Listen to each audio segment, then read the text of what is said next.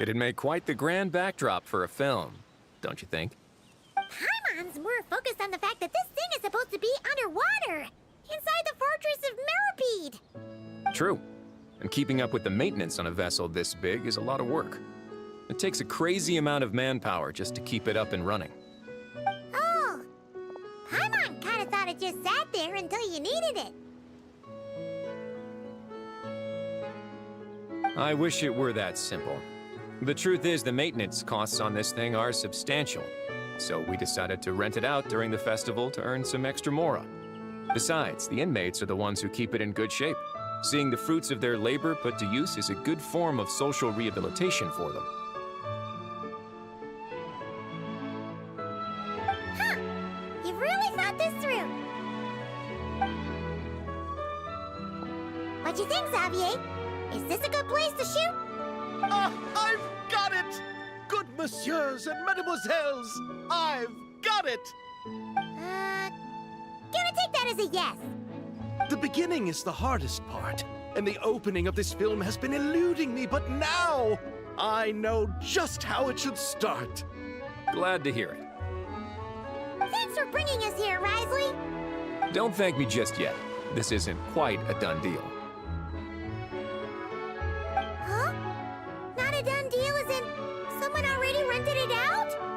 You said no other production teams had snatched it up! This person isn't affiliated with the production team. The rental fee was high enough to scare off plenty of other film crews, but she didn't blink.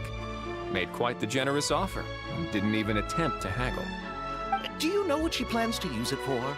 I'd like to at least have a rough idea before going in to negotiate. I didn't ask for the details, but I did see what looked like a fishing permit and a business license on her desk. My guess is she's planning on using it for some kind of restaurant or aquarium. A floating restaurant is sure to attract people, but an aquarium sounds cool too. The views from the ship make it a great spot for a date. The winglet might not be under my command right now, but it's always nice to see her admired. A film is sure to drum up some good publicity as well. I do hope we can work something out with the current captain. Well, guess we should head over and talk things out then. Best of luck.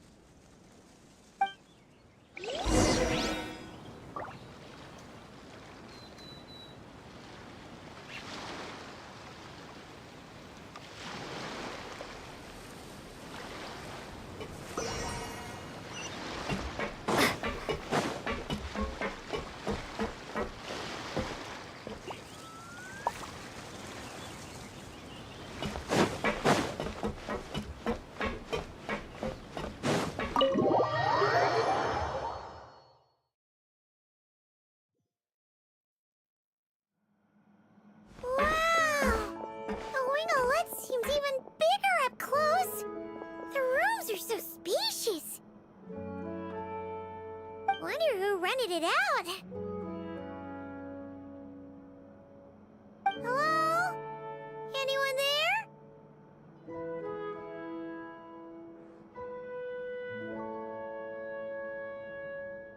Perhaps the captain had business to attend to elsewhere. But why rent such a massive boat just to have it sit here, without even leaving so much as a note? Let's try again. Anyone there? Hello? Seriously? Right now? What is it gonna take to get some decent sleep around here? Is a nap too much to ask for? Ugh. Sorry, the aquarium's closed for the... Huh?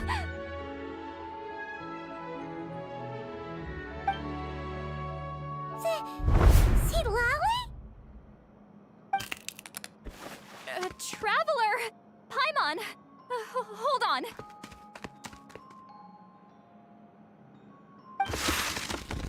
This is just great! How am I gonna go out dressed like this? What happened to my regular clothes?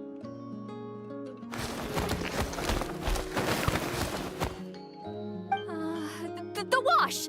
I put them in the wash after I drank too much and fell into the fountain. Oh, this can't be happening!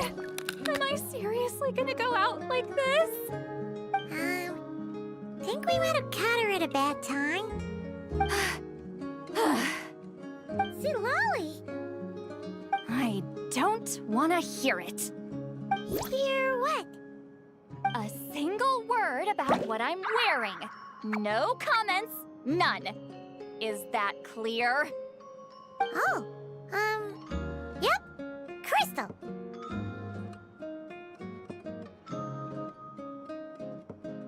Huh? You think so? No, wait, I told you not to say anything! What was... her thoughts. I heard her thoughts. How could I forget about that? Oh, this is so embarrassing. I seemed a little too pleased to get that compliment, didn't I? Wait, the mind reading went both ways. Does that mean the Traveler's hearing all this too?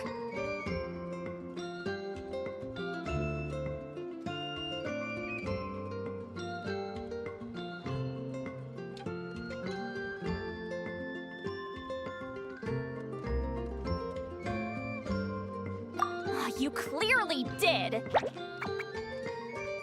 Huh? What did we do? Paimon's not following. Nothing. It's nothing. Let's just move on. Did you need something? You're not here alone, I see. Hello, I'm Xavier, a film director and producer from Fontaine. I meant to introduce myself sooner, I just didn't want to, interrupt. No wonder we ran into each other in Fontaine of all places. You must also be in town for the festival then. That's right. We're helping Xavier with his film. In fact, we were hoping to shoot some scenes on this boat. You're the one who rented it out, right, Seed Lolly? Me? Rent a boat? I wish I had that kind of spare cash floating around. Not to mention the spare time. Don't get the wrong idea, though. I'm not here to sail off into the sunset and live out some cushy retirement life, okay? I'm not that old. Then why you dress like... how did you end up staying aboard the Wingolette? Well, I heard one of my favorite light novels was getting turned into a film, so I came to Fontaine to catch the premiere. Originally, I booked a room near the Opera Epiclese, but I'm quite particular about where I sleep these days. I think it's an age thing. And that bed? Ugh, I just couldn't sleep in it. I tried to find a different hotel, but with the festival, everything was completely booked. Just as I was worried I'd have to sleep under a bridge or something, I happened to spot a Help Wanted sign on the side of the road. Oh, so you're here to take care of the boat? No, I was hired to man the front desk. The pay is a bit low, but food and drinks are covered. And it includes room and board during the festival. Plus, the job is simple. So I thought I'd give it a shot. Wow! They actually thought you'd be a good fit, huh? What? You don't think I'm cut out for it? All I have to do is tell people the aquarium isn't open yet. Other than that, I'm free to do whatever I want. It's a pretty sweet gig.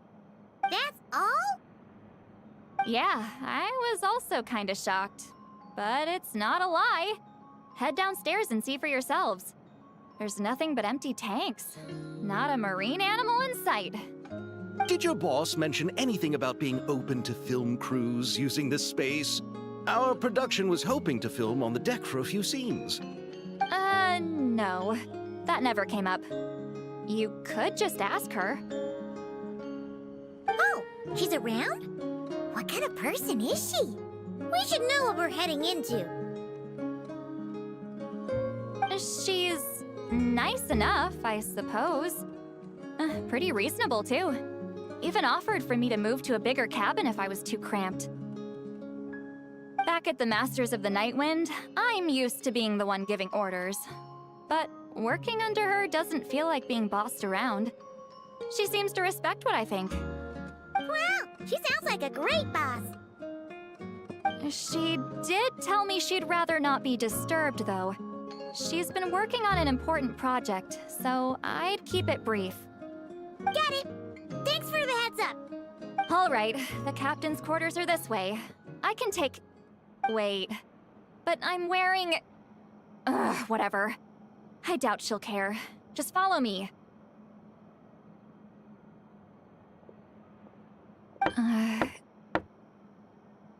Miss Guillotin? These visitors were hoping to ask you about something.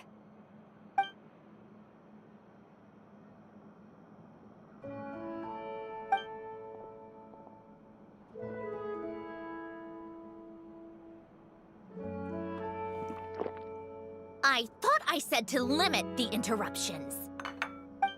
Just tell them the aquarium is still...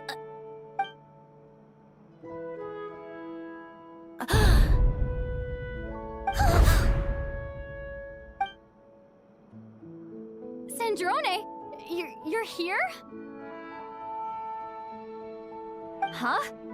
You know each other? Are you okay, Sandrone? Do you still remember us? Everyone was so upset after what happened. We all missed you so much.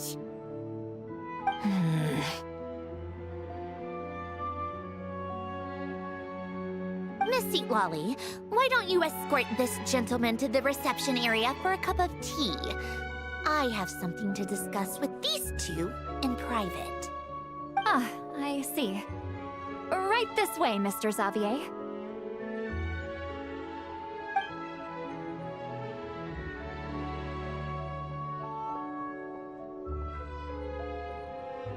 Sandrone? I really can't go anywhere without running into you two, can I? Are you okay? During the battle, your core, it was... Destroyed by that bastard Dottore. That's right. But as you can see, I'm fine now. No major issues. Or at least, there shouldn't be. Oh, what a relief! Why didn't you tell us sooner? Or come back to see your friends? Now that I have the chance, I just want to say... Thank you for saving me. Huh? Ugh, don't get the wrong idea. I only saved you so we could complete that formula and defeat Dottore once and for all. Even if he did crawl back from the grave to make us all miserable again. That doesn't matter. You're still a hero. All right. But it wasn't just me. All I did was lend my brilliant mind to the cause and take care of one part of the plan. Although, I'm not denying it would have fallen apart without me. You got that right. You're amazing. But how did you go from a, you know... From a lifeless pile of scrap to looking like this? Well, my mom was trying to put it a bit more gently, but... yeah. Where do I even start?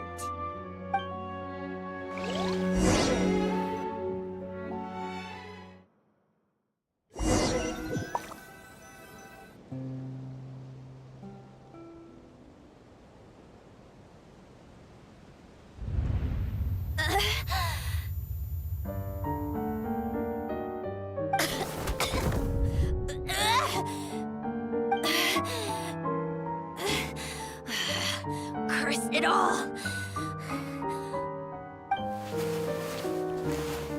Where am I? Did we do it? How much time has passed? I'm not in one of that lunatic's experimental labs, am I?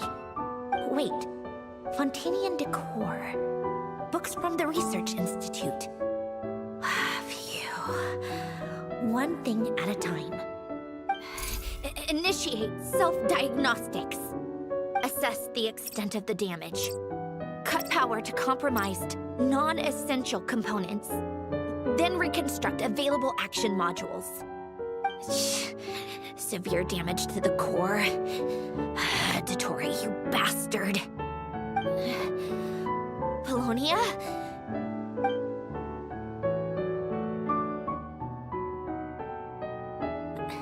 Polonia, wake up! Activate!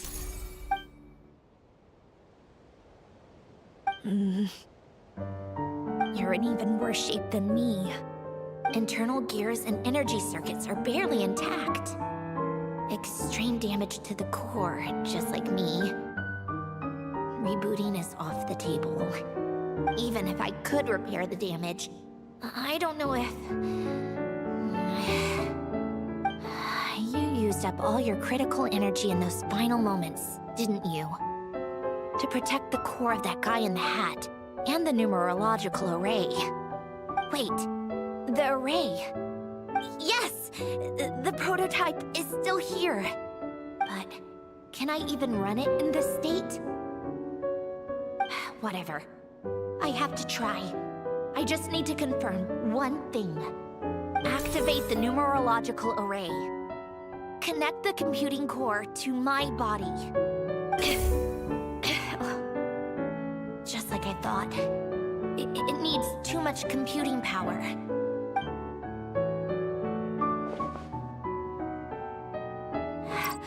Cut off power supply to all functions except the thinking module.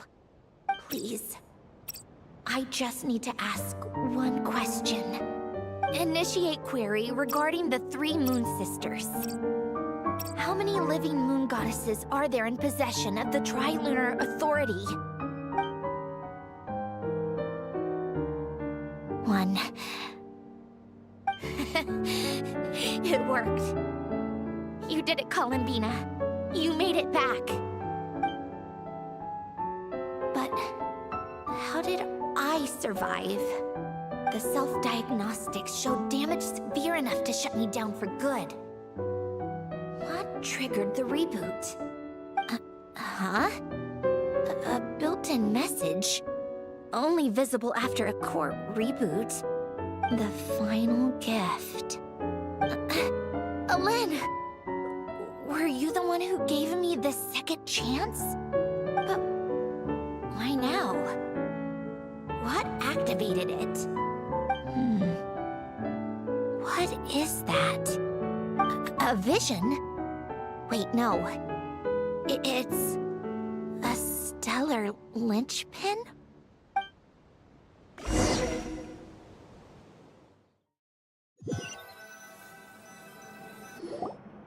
A stellar linchpin? What's that? You can think of it as a rare kind of vision. As for what causes one to manifest, well, that's still unknown. But in Snezhnaya, or in Afatui's research at least, it's believed to have some connection to the Third Descender. The third Descender? We knew his remains were used to create the Gnosis, but this is the first we're hearing about a stellar linchpin. You knew about the remains? Right, of course. Look who I'm talking to. Yes, the Heavenly Principles used the remains of the Third Descender to create the 7 Gnosis as a means to consolidate the Archon system. Visions result from that same system, so extrapolating from there, it's clear that the manifestation of a vision is also, to some extent, for those that wield them, visions serve as a means to channel elemental power. The same is true of stellar linchpins. The difference is that, when wielding elemental energy, Stellar linchpin users often exhibit a unique kind of power that seems to come from beyond to that. It's believed that when a stellar linchpin manifests, impurities from the remains of the third descender get fixed in place. Hence the name. That's also believed to be the source of the strange power I just mentioned. We've heard that visions can appear when someone has a really strong wish or desire. Stellar linchpins sound kind of similar, so does that mean... Huh? Oh, don't look at me like that. I've never had any grand wishes or aspirations. Just a list of things that drive me up the wall.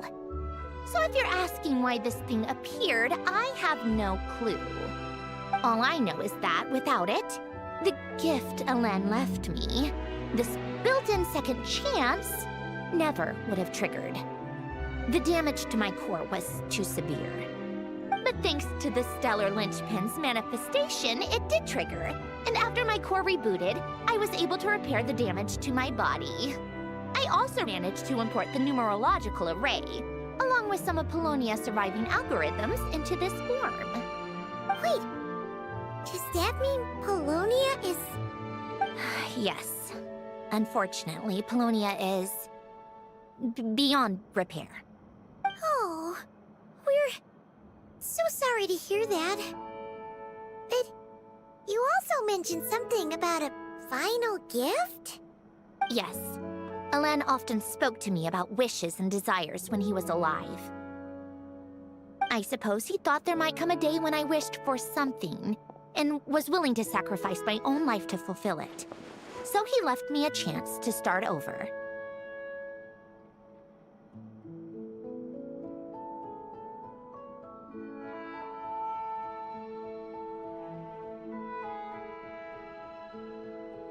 No, never. Elen once said I was his proudest masterpiece. That might sound boastful coming from me, but it's also an undeniable fact. After Elen died, I started studying how Polonia and I worked. Polonia is essentially a computational machine, so it wasn't difficult to figure out the mechanical principles there. But when it came to my own structure, that's when Elen, the Lord Artificer's true greatness, struck me once again. I attempted to imitate it when I created Catherine, but in the end, she turned out to be nothing more than a superficial replica. What? But his creations go. Catherine is super impressive. We were shocked when we first found out she was a puppet. No, she's nothing compared to what Elen was able to create. Some of the mechanical principles of my own core are still a complete mystery to me. Keeping that gift hidden wasn't even a challenge for him. Just a shame I had to waste it on fighting Dottore. I just couldn't stand the thought of him coming out on top. If you put it that way, the world owes me a whole lot then, doesn't it? Wait, but all this still doesn't explain what you're doing here.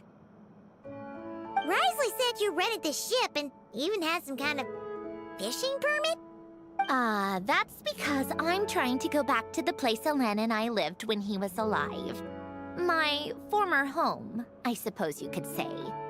The second chance wasn't the only part of the gift. According to the message, Elen left me a few other things that are stored in the house we shared together. I'm hoping that whatever he left me can help fix certain anomalies in my rebooted core. And help me understand why I received a stellar linchpin in the first place. Okay, so go back then. What does that have to do with fishing? And to think I'm talking to the saviors of Fontaine. Did you forget that the water levels have been rising for centuries? I can't just go back to the place I used to live because now it's underwater. Oh, right. With the rising water levels and changes in terrain, it's not just a matter of finding where it is, but also clearing away any sediment or debris. But Fontaine law prohibits unauthorized individuals and organizations from excavating underwater ruins. A melazine caught me the minute I even made an attempt. Why not apply for authorization then? And face the endless slog of Fontanian bureaucracy. No thanks. Besides, I'm a Fatui harbinger. The diplomatic implications alone would be enough to give the gestionnaires at the Palais Mermonia a headache. A fishing permit, on the other hand, isn't difficult to obtain at all. Minimal paperwork required, and under the name Guillotin, the application was a cinch. So you're exploiting a legal loophole? Am I? That underwater home belongs to me. If I happen to chance upon it while doing some fishing, what's the issue with that? Of course, I do have to catch some fish to put in the aquarium, just in case the gestionnaires come to check up on things. That's also the reason I hired someone to man the front desk. Huh? But isn't that kind of a waste? You went to all the trouble of getting a business license and rented out this giant ship, just for show? If you want to run an aquarium that bad, be my guest. Use the facilities however you want. I'm certainly not going to stop you. All I want is to go back home and see what other gifts Alen wanted me to inherit. Hold on. Enough about me. What are you two even doing here?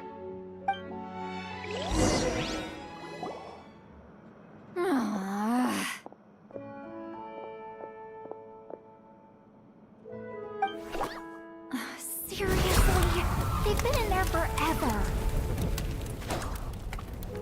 The reaction when they saw each other was strange, to say the least. You're lucky I was nice enough to leave the room and give them some space. Back in the Masters of the Nightwind, I'm the one who gets to kick people out. I just want to know what they're talking about. Should I cast a little eavesdropping spell? Oh, no, what am I thinking? I'm Granny Eastley, the great shaman of the Masters of the Nightwind. I can't do something like that. This is just ridiculous. Making me wait out here for so long? Where's their respect for their elders? Oh, here they are. Were you back there arguing or something? What took you so long?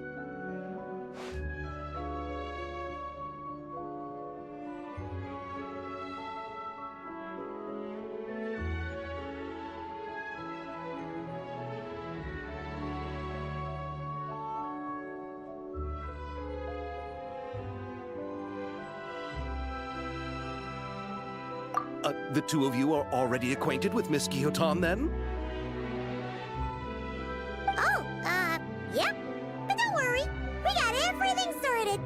Sandrone agreed to let us shoot on the ship, but it has to be when she's not here. When she's not here? That's right. You'll excuse me if I didn't exactly ask for this little reunion. I wasn't planning on seeing anyone. Like I said, my core is severely damaged. Even with the gift, there are anomalies that are making things unstable. I don't even know if I can continue to function without issues. So the priority is to fix these anomalies and get answers to my own questions. Then, I can see the people that need seeing. Anyway, just let Sandrone know when you plan to film Xavier, and she'll, steer clear. I do hope I'm not causing Miss Guillotin too much trouble. No! She just wants to keep a low profile for her own, complicated reasons. She doesn't want anyone else to know she's here. Understood. I'll be sure to keep that in mind. Oh, and see Lale? Huh?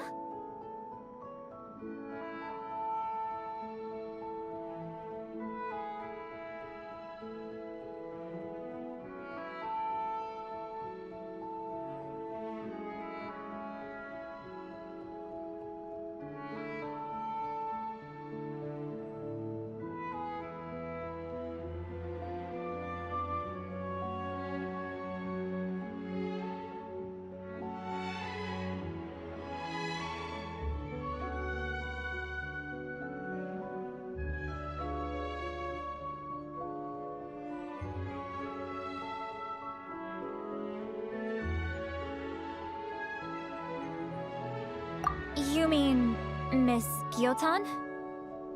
What does she want? Oh, please don't let it be about the pajamas. What? Wasn't that the Fatui Harbingers? Why are you telling me all this? I asked the Traveler about you, and I've decided it's best to be open in this instance. I can understand if you would rather not work for a Harbinger. Regardless, the room on the ship is yours to keep. You're an acquaintance of the Traveler, and I plan to honor that. Wait, she's actually nice? It's not a problem. The captain also worked for the Fatui, and he helped Natlan a great deal. We know that there are good people among your ranks. Besides, I've been around long enough to know what it means to earn one's keep. This isn't Natlan, and I don't expect special treatment. Besides, sitting at a desk isn't exactly back-breaking work. I appreciate that perspective, Great Shaman. Seat Lolly. Just call me Seat Lolly. That title makes me sound so... old. Well, Seat Lolly, the Traveler and I are looking for something, so we'll be heading underwater together soon. I'll leave the ship in your care while we're gone. Together? How often? Not too often. We're heading out in a bit, but I'll be available if you need something. You couldn't, go alone? I wanted to, but she was concerned about my physical well-being, so she offered to come with. Guess my mental well-being means nothing then. Huh?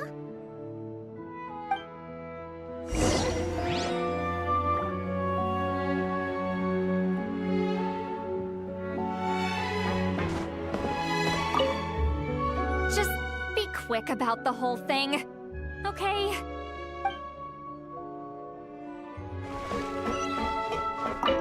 Miss Gyotan is so generous. We talked it over, and she agreed to let our crew come over and do some test shots while you two are out.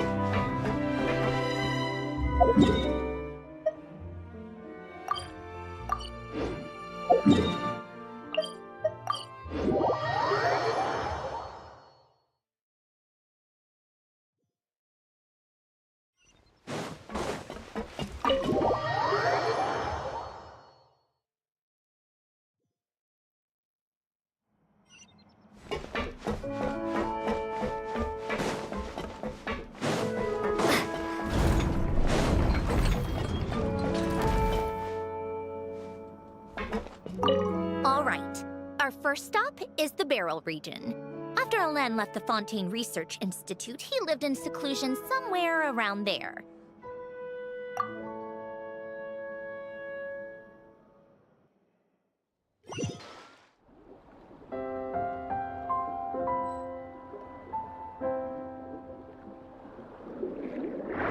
Huh. This place has changed a lot. Guess I really have been gone for a... Let's look around and see what we can learn. Oh, and don't forget to catch a few to take back. We need to keep up appearances, remember?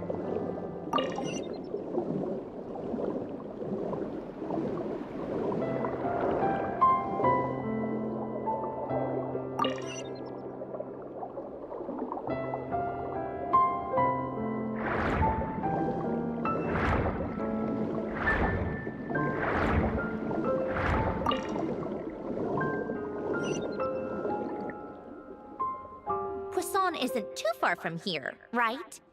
It's all a bit nostalgic, I guess. Back when I lived here, all this was still above water. All right, I have a general understanding of the terrain changes and sediment accumulation. We can stop here for now.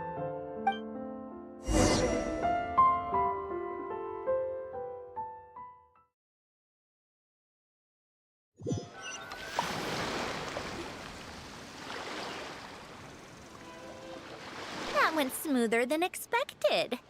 I appreciate the help. No problem. You doing okay though, Sandrone? Seeing your home look nothing like you remember, that can't be easy. I'm fine. Times change. People change. That's the one thing you can actually count on. I made peace with that a long time ago. You should head back and put them in the aquarium tanks. We finished ahead of schedule, so your crew is probably still on the ship. I'll follow in a bit. Right. Xavier said he was gonna test out a couple of shots.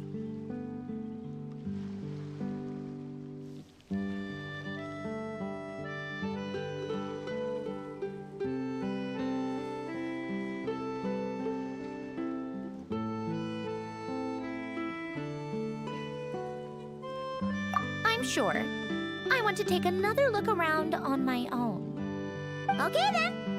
Want us to let you know when the filming is done? No need. Columbina relies on Kuvaki to perceive her surroundings. In Nodcry, her senses are heightened because Kuvaki is everywhere. But here, as long as she doesn't activate her abilities, her range of perception should be equivalent to an average person's line of sight. I figured that out back in Snezhnaya. That's oddly specific. I have hiding from her down to a science. So, what? Things might be a bit different now that she's merged with the Moon Sisters, but I doubt there's been a drastic change. The point is, you two can head back. Don't worry about me. Okay, if you say so. Come find us on the ship if you need anything.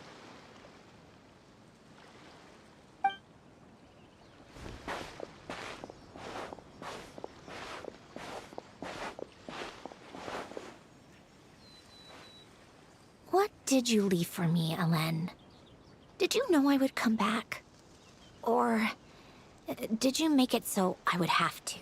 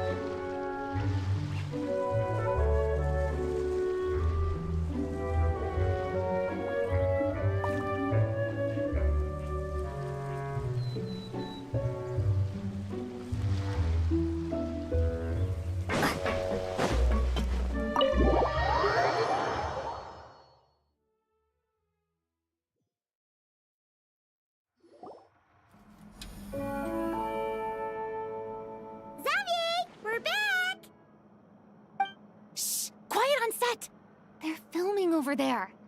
Oops, sorry.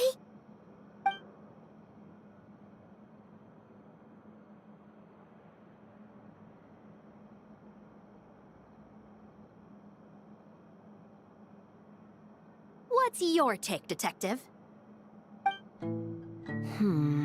Bullet wound to the chest. Gunpowder residue on the clothes. The victim must have been shot at close range. You think it was someone they knew? Yes. It's possible the suspect arranged for them to meet at this very spot. A reasonable deduction. But you're overlooking a crucial clue. What? The victim's pocket watch is missing.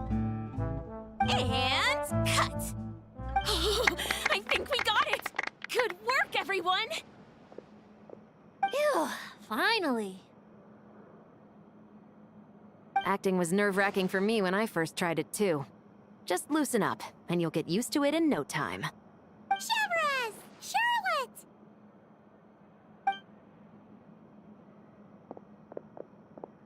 Oh, hello there, you two. You're filming here too? Oh, So Charlotte's crew must have been the one that asked you to help out, huh, Cheverus? Yep. They heard about a potential filming location and wanted to come check it out. But when we got here, your crew had already beaten us to it. Luckily, Xavier and our director, Lapine Pauline, go way back. In the end, we agreed to just share each other's filming locations. Considering all the last-minute changes, that's just what Musketeer Pictures needed. For sure! Based off the scene just now, you must be the star of the film, Charlotte! You bet! This detective costume really suits me, don't you think? Oh, for sure. You're already right at home lurking in the shadows taking pictures of this and that. Add a notepad and you're practically method. Thanks, Miss Chiori. I appreciate the compliment. That didn't sound much like a compliment to Paimon. So this is a film set? It looks like a very happy place. This must all be quite new to you, Miss Columbina. Yes. I watched a few films with a friend once, but she thought there was no point if I wouldn't open my eyes. So she stopped inviting me. Looks like I missed out on a lot.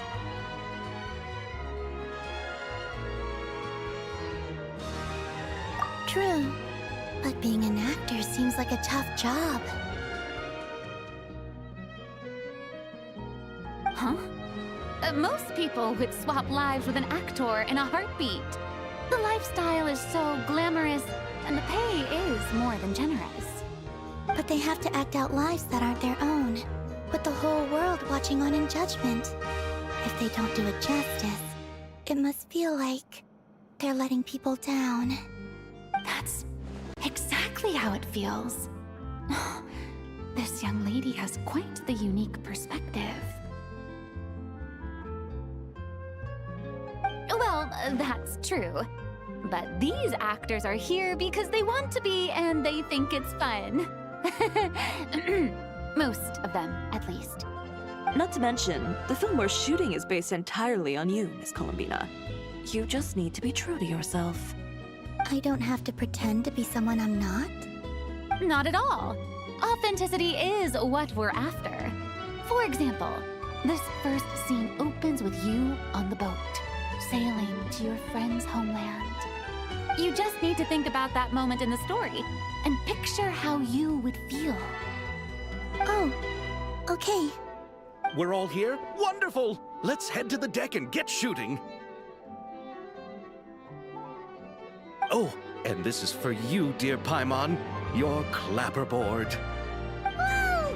Is this the same one Paimon used for the Two Musketeers? The very same. I saved it just for you. Thanks, Xavier! Feels like being reunited with an old friend.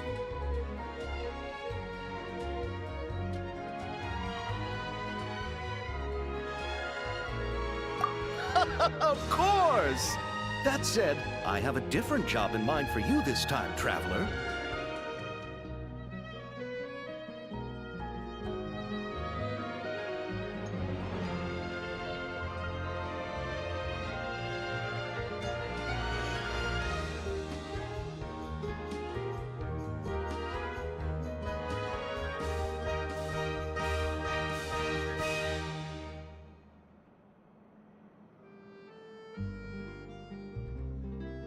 Our film is focusing on a single protagonist, so conveying the subtle changes in her state of mind is of the utmost importance.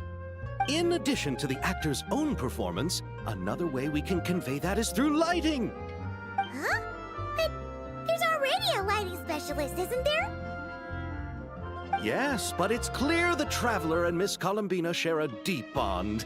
You might have a better chance of understanding her frame of mind in certain scenes. Oh, that makes sense.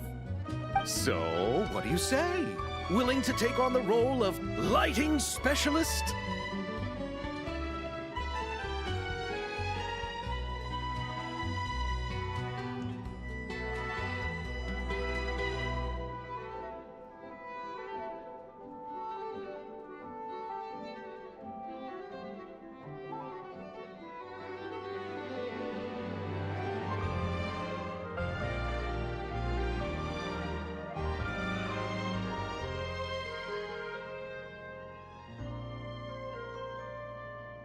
It's settled! I leave the job of translating our leading lady's inner thoughts in your capable hands.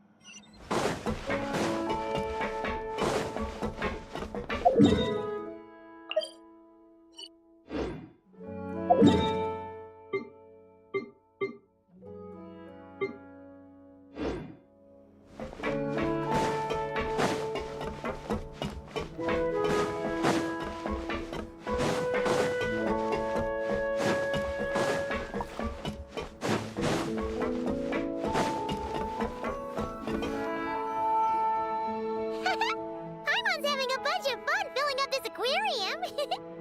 Since Sandrone doesn't mind, we should definitely catch some more fishies and make this place extra beautiful. Hey, you two. Come over here. Huh? Is everything all right? Here. This is for you. What is it? It's an underwater mobility device I've been working on. Huh? Wow! It's so kind of you, Sandrone. It's just a simple mechanical device. I saw the way you were catching fish and... how should I put this? It seemed somewhat... unsophisticated. To be perfectly frank, I found it quite difficult to watch. Was it really that bad? It was inefficient, unskilled, and completely and utterly inelegant.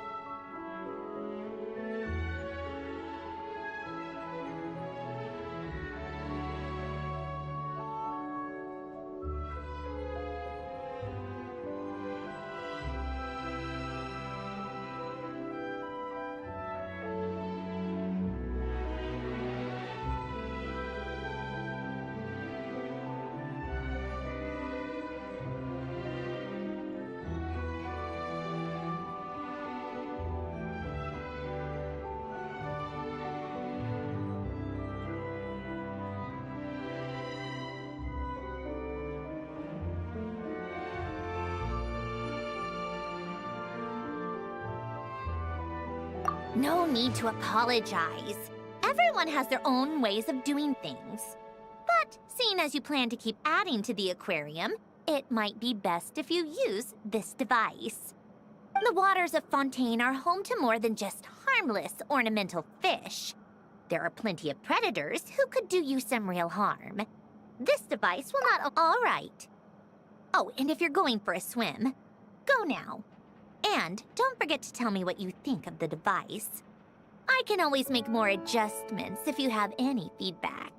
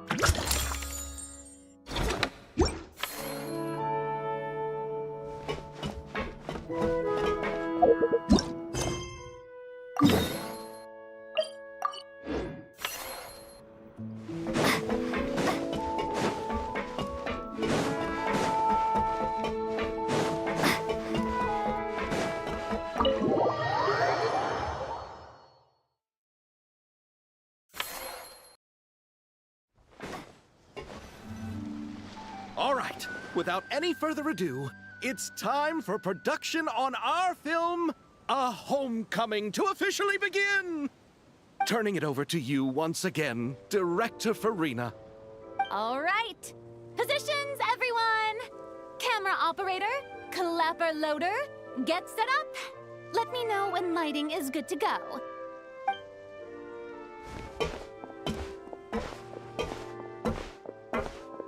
All you need to worry about, Miss Columbina, is hitting your mark.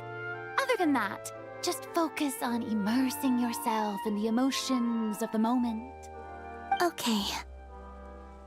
Good. Lighting, are we ready?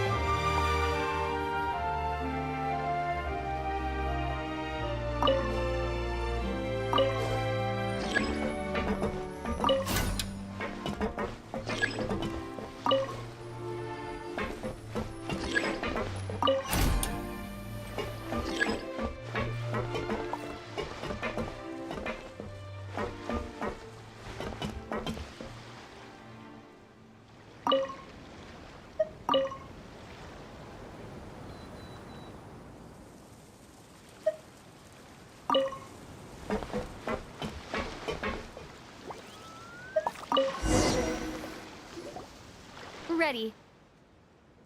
All right, quiet on set. 3, 2, 1, action! This is her homeland. Columbina. Cut! The emotions I'm looking for were definitely there. Let's just try to keep it a bit more natural. Oh, but definitely keep that gesture at the end. I loved how real it felt. You looked genuinely moved. All right, if you're ready, let's go for another take. Miss Columbina? That presence. It kind of felt like... Sandrone?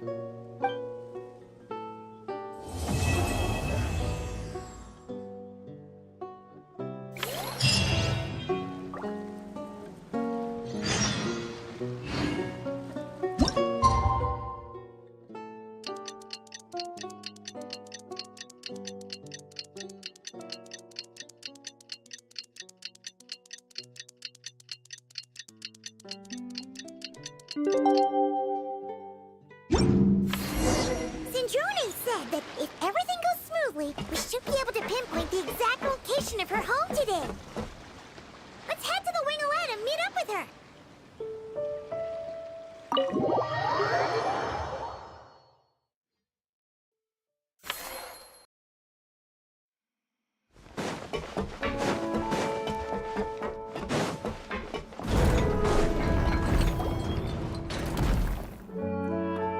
You're here.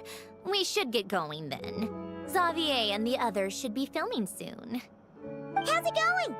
Have you managed to figure out the location of your home yet? I've narrowed down a few potential locations. We just need to take a sample from each one. Once the equipment analyzes them, we should know the exact location and where to find the entrance. Great! We should get started then.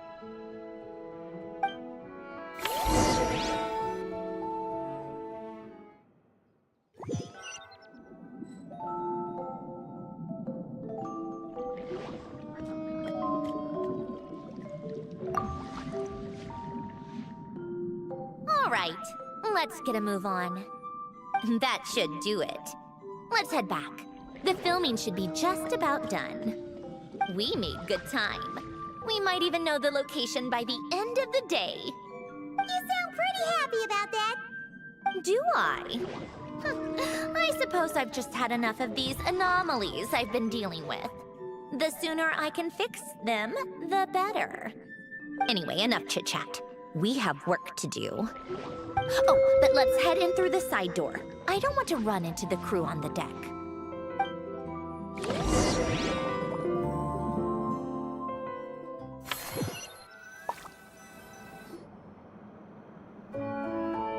All right. Now we just need to wait for the results. Since we have some time to kill, I suppose I might as well see how this aquarium of yours is coming along. You seemed quite enthusiastic about it, after all.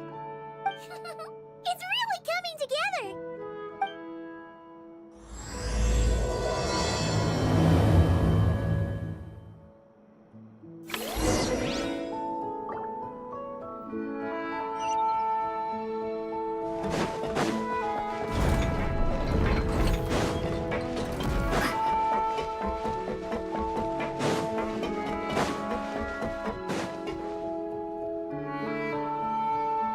Oh, kind of impressive, actually. These must be the ones we caught the first time we went underwater. Like it? It's fine, I guess. Nothing special. Come on! It sounded like you really liked it just now. You're that proud of it? Is this a sense of accomplishment or something? Well, yeah. And it's pretty. You know it's gonna be gone soon, though, right? What do you mean? After the festival, this ship will be returned to the fortress of Meropide, and this aquarium will be no more. So? So, no matter how much work you put into this place, once the festival is over, it's all just going to disappear. But not making the most of it when we have the chance is an even bigger waste. But if you know it's all going to be gone one day, why even bother? Well, because Because you still get to keep the things you gain along the way. And those are things that can never be replaced. Doesn't that make losing them even harder? well, if you put it like that. But the happy memories we make along the way last forever. You just have to take a more glass half full perspective. Not to mention, everything we do here is gonna be on film, so it'll still live on in some shape or form. And when you look back on it, only happy memories will come to mind. Exactly.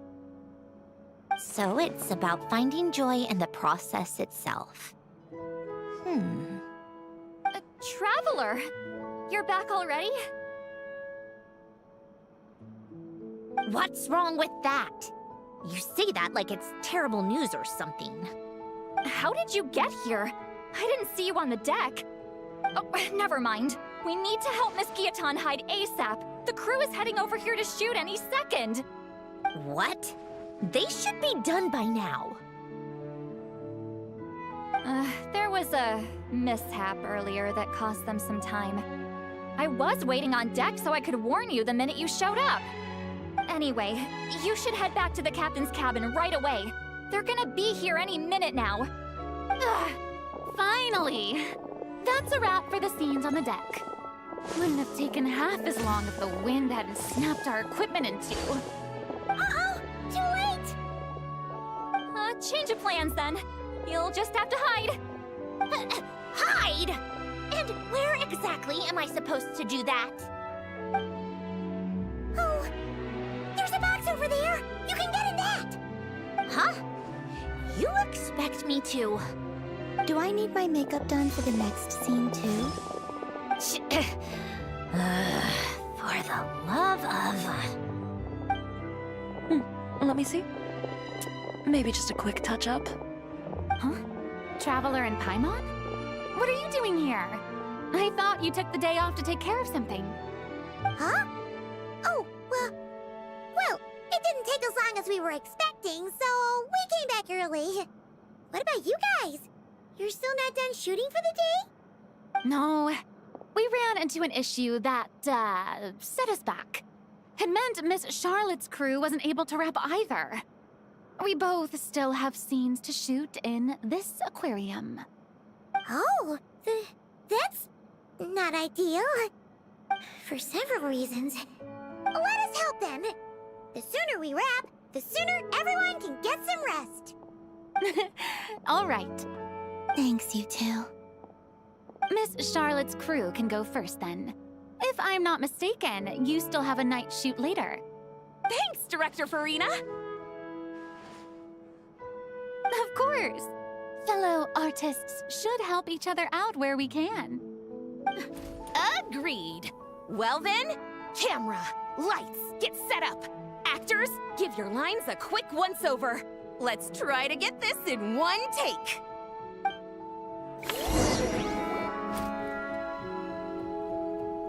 All right, places, everyone! And 3, 2, 1, action! So, the story ends like this. But when Duke Saint Germanus departed, he clearly said that everything was beyond redemption. Huh? That sounds familiar. Wait, it's from that novel I came across while researching the numerological array. He's only a genius when it comes to mechanics, and everything else, he's just an ordinary person. Huh? What was that noise? Whatever, I'll just fix it in post. Miss Jacoba, please don't speak as if I were the accomplice. Not so hard. This box isn't sturdy enough for that. This is why I keep saying, don't put too much trust in Clockwork Mecha. Unlike humans, machines don't have a heart. A heart? That's right. It's what's on the inside.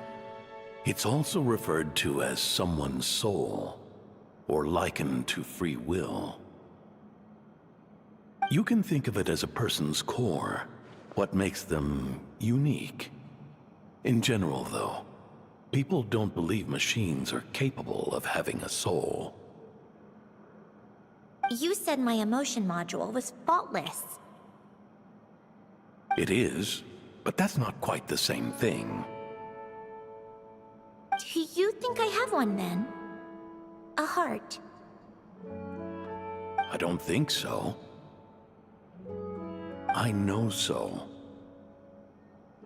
The question is, do you recognize it within yourself? That's where you're wrong. Can't believe this. Forcing me to hide in a box and listen to this drivel. Me. In the end, clocks tick through tranquil years. Fish swim in crystalline springs. No matter how grand a dream is, it will fade away like this. Forlorn, wordless, silent. And cut. That was a long one. What did you think? If she makes them do another take, I'm going to flip a lid. And not just the one to this box. Well, there were some weird audio things going on, but acting-wise, it was great. It's a keeper. Perfect. That means I can get out of this box. it's our turn. Camera operator, set up for the next scene.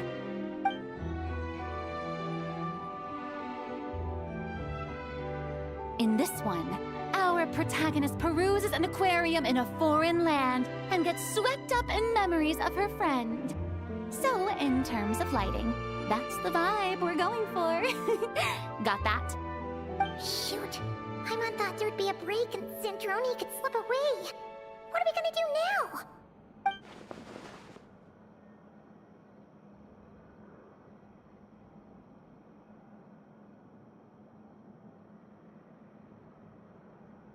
break-a-leg! Yep, we're headed off to shoot our next scene.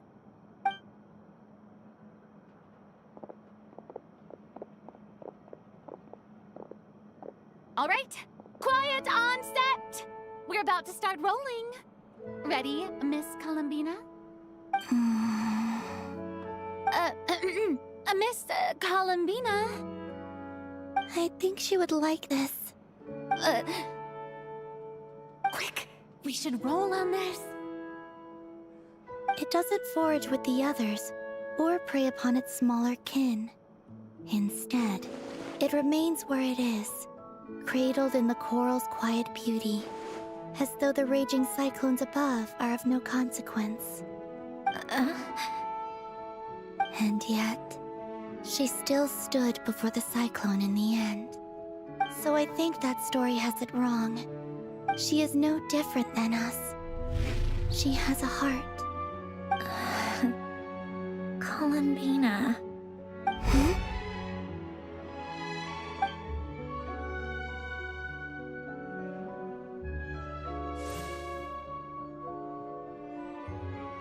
Uh-oh, is she onto us?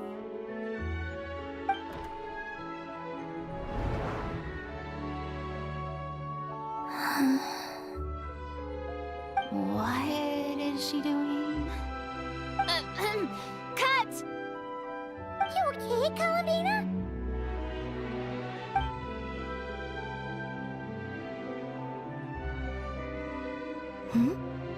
Oh, yes. I just thought... Why don't we take a short break? It's been a long day of shooting so far. That last take was beautifully organic, though. We can use it as is. No need to go again. Thanks, Director Farina. But I'm fine to continue. You're sure? In that case, let's shoot some quick B-roll. Then we can move to our next outdoor scene.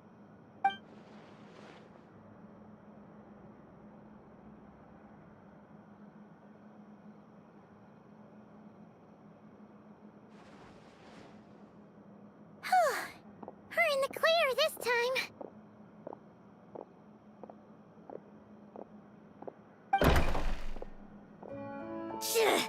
Ugh! Absolutely suffocating. You okay, Sandrone?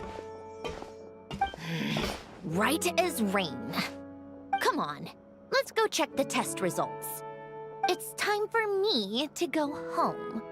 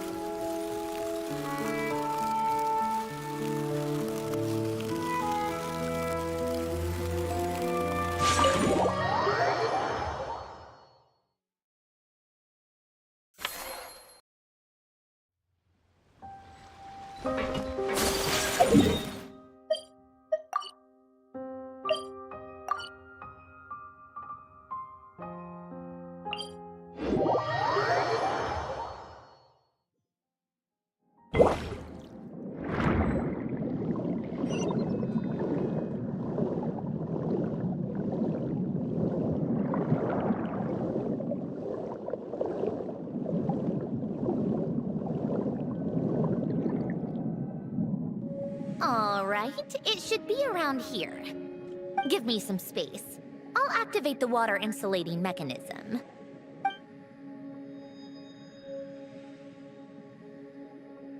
The what? Alain, much like Renee, had long predicted that the water levels in Fontaine would rise. Thanks to his expertise in mechanics, he was able to implement a few simple measures to protect our home from flooding. I told him there was no need, that I would just move when the water rose too high. But it would seem he knew a day like this would come.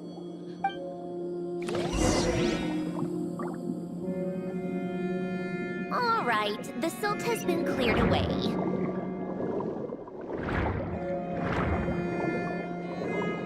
go activate the mechanism for the first sluice gate. That will fill the empty middle chamber with water. Alright, now turn on the drainage mechanism in front of the second sluice gate, and this chamber will become empty once again.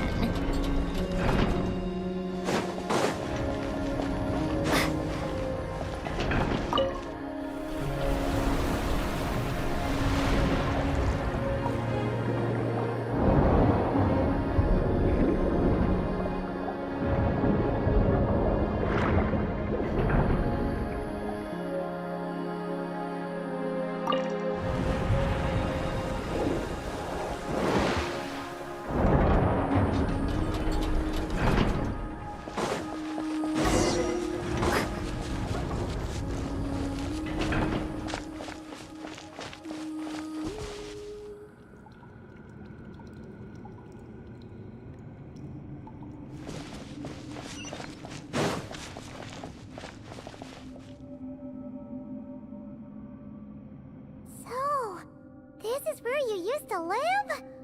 It's beautiful! There's even a garden! Back when I lived here, it was my job to tend to the potted plants and flower beds. Still growing strong even after all this time.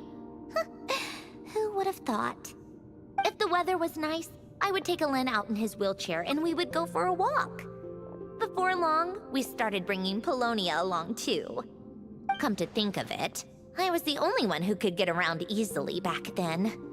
Polonia always got stuck at some point, and it was up to me to launch a rescue mission.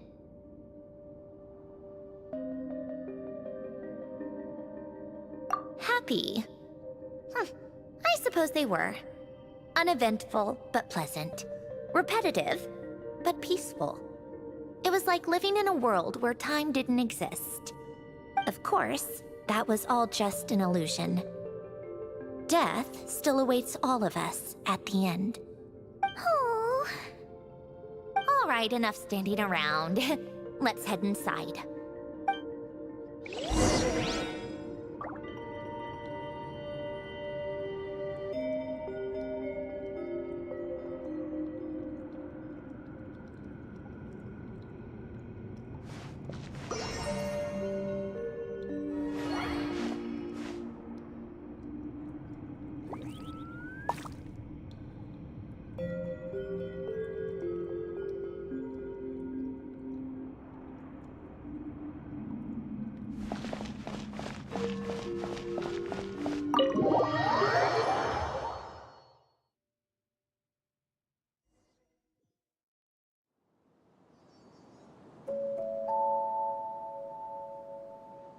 Yep, this place is exactly how I left it. Nothing has changed.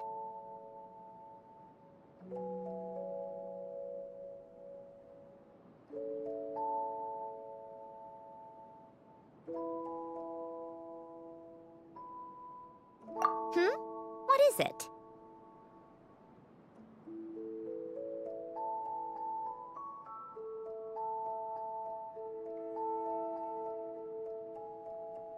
Huh?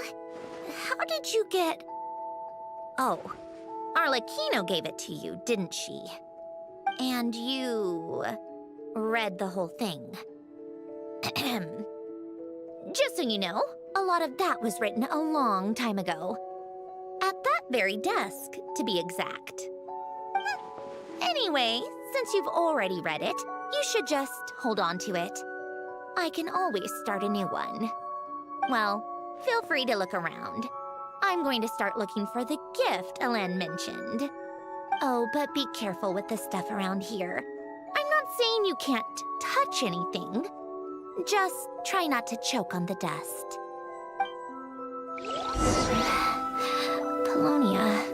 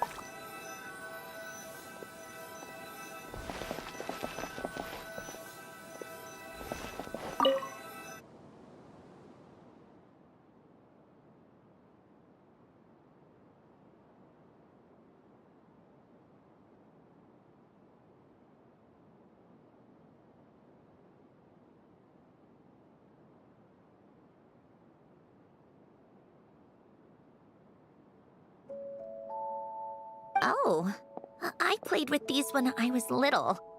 During the first few months after I was created, I mean. At first, Alen and I would play together, but it didn't take long for me to become unbeatable. So, Polonia and I played together instead. Yeah. These don't look like Paimon's kind of games. Logic and math puzzles? Those happen to be my specialty. It's been so long. What do you say? Should we play a few rounds?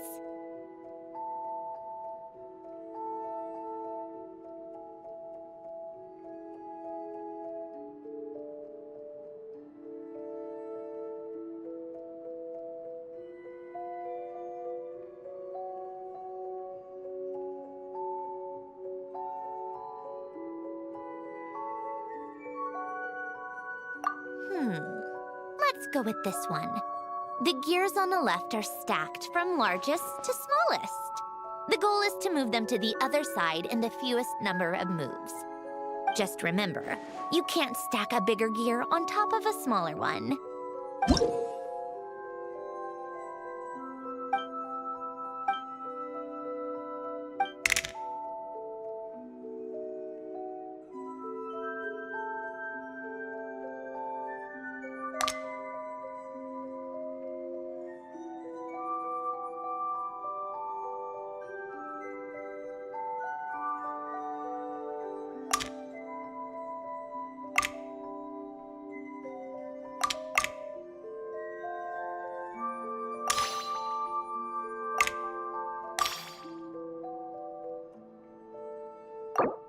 Need help?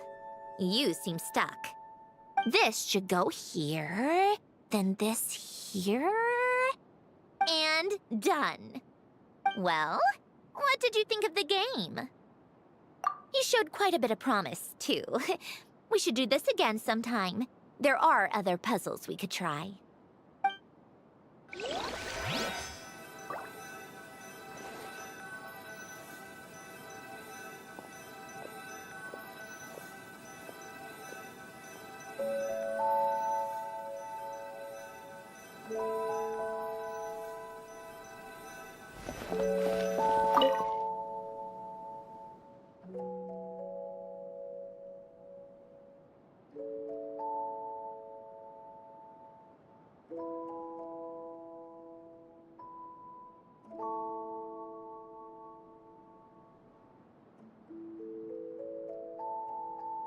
Oh, these are some of Alen's drafts from his later years.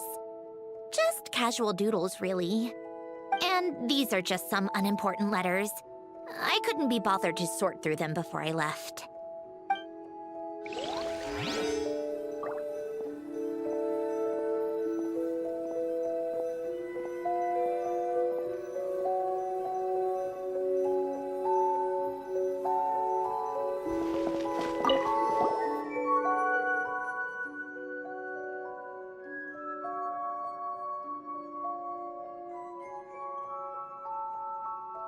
Wait, the people in this picture look kind of familiar. Oh, this was taken when Alen and Renee were both still at the Fontaine Research Institute. Before their falling out. In his later years, Alen would often sit by the fireplace and stare at this picture, wearing an expression somewhere between guilt and longing.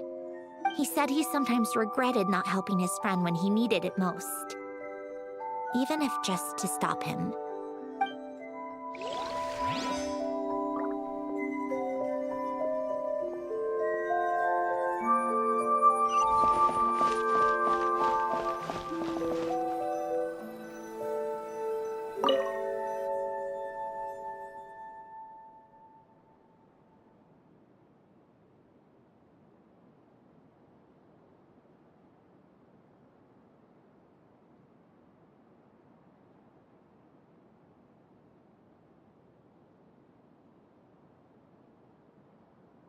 This was Alen's workbench. Later on, of course, it became mine. It's where both Polonia and I were brought to life. Before Alen was bedbound, this is where he would teach me about mechanics. I would sit and listen, chiming in with questions here and there. Later on, when he got too sick, I took over and would work on Polonia here. Wow! This house is filled with so many memories! It's so cozy and charming! You should have seen it in its prime, when people actually lived here. A lit fireplace, a steaming cup of coffee. That's the real deal. You know, we also used to have a mechanical piano that Alen built. Ooh! How chic! Alen never played it much. He probably wasn't able to at that point. But I managed to teach myself. Music theory is essentially math after all. Once you learn the patterns, it's not really that difficult. I loved perusing Alen's collection of classical music. The chords and harmonies felt like individual mathematical puzzles. It was fascinating, so I did some composing as well. But as Alen continued to deteriorate, even the sound of music began to grate on his nerves. So I got rid of the piano. Aww. Back then, I assumed a piano was like an ordinary clothing rack, commonplace in every home and easily replaceable. It was only after I left that I realized how hard a good piano is to find. Enough about that. Alen's gift should be just in here. The only things undisturbed before I left were a few of his personal belongings.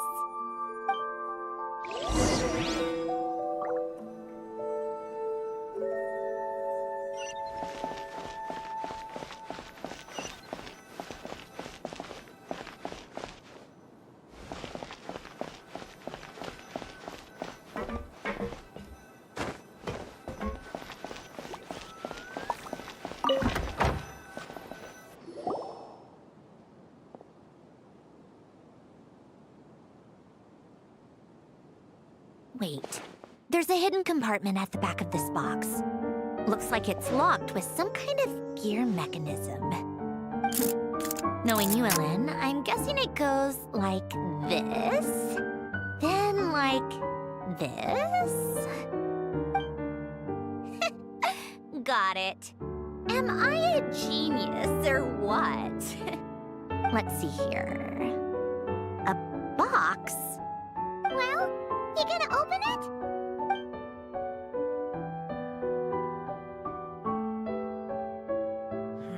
It's heavier than I was expecting. Just how much stuff is in here?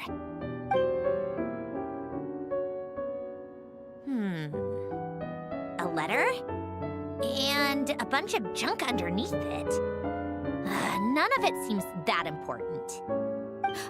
Wait a second. This should be it. A cube? It's a multi-dimensional algorithmic core. Alen would use it to store information. Only Polonia and I have access. All right, I'll start looking into the core and the letter. Feel free to go through the rest of the stuff and see if there's anything useful.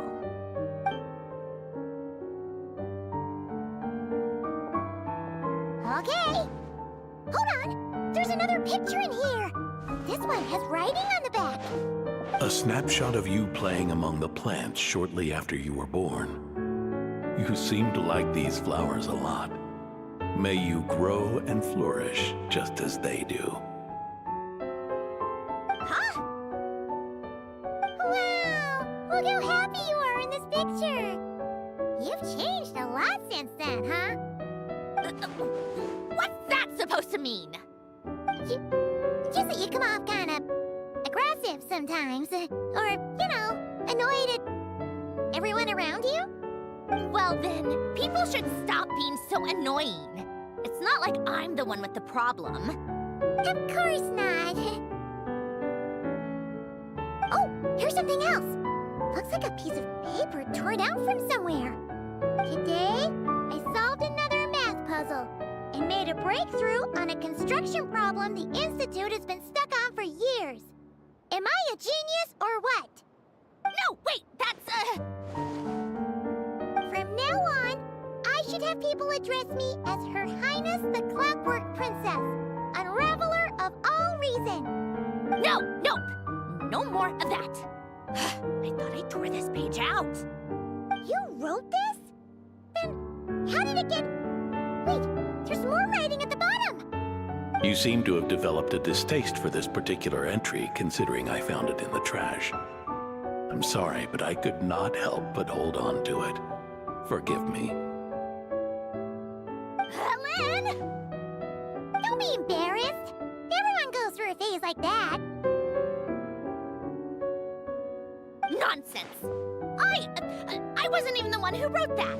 It must have been Polonia.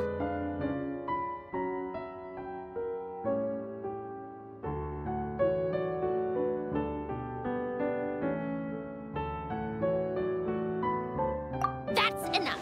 I told you it was Polonia. You know what? We're done with this. No more rifling around in the box. Just put it down and let me read the letter. To my little clockwork princess.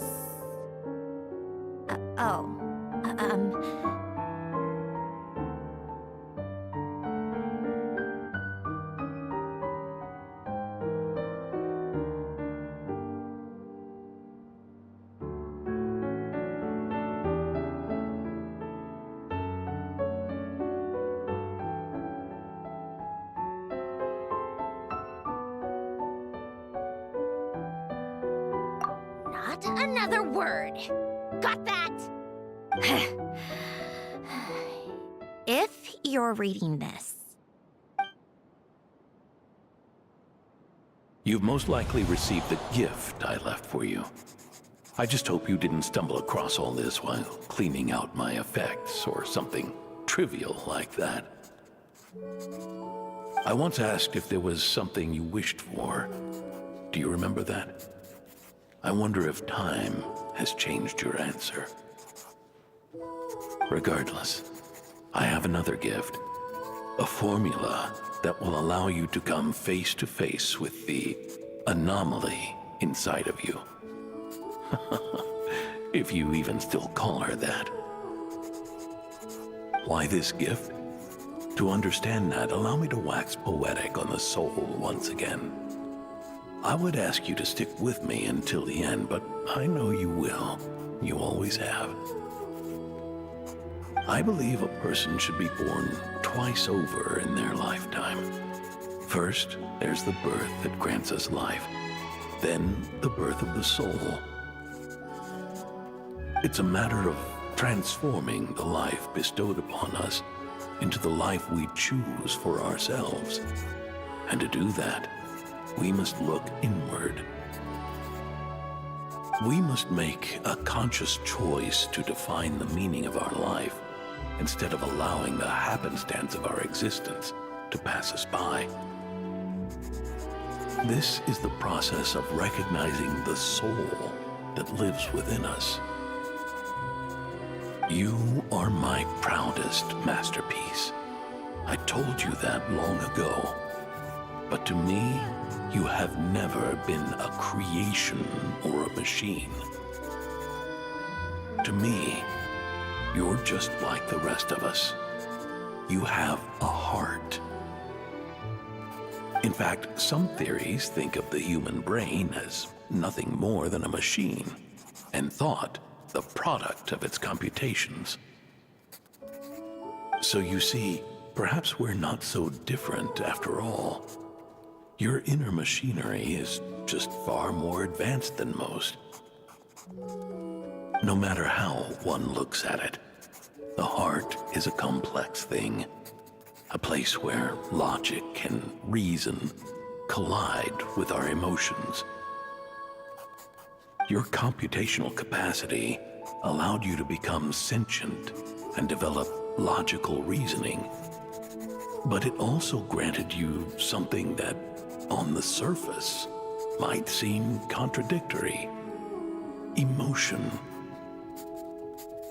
Emotions and logic often clash with each other, and those instances of discord can accumulate over time. That is is the source of what you refer to as the anomalies within you. As you told me once, you've always known what you don't want, yet you've never wished for anything in particular. Similar to how a blind person can feel when a part of their body is in pain without being able to fully visualize its form, such is your relationship with your soul. So, what I leave you now is this: a formula that will allow you to see the shape of your soul. For if you want to protect your heart, you must first be able to recognize it within yourself. Of course. Whether you use it is entirely up to you. You are, and always have been, free to do as you wish. Regardless, whether by my formula or some other means, I trust you will know your heart one day. You always were a fast learner, and the smartest person I've ever known. Ellen. Oh.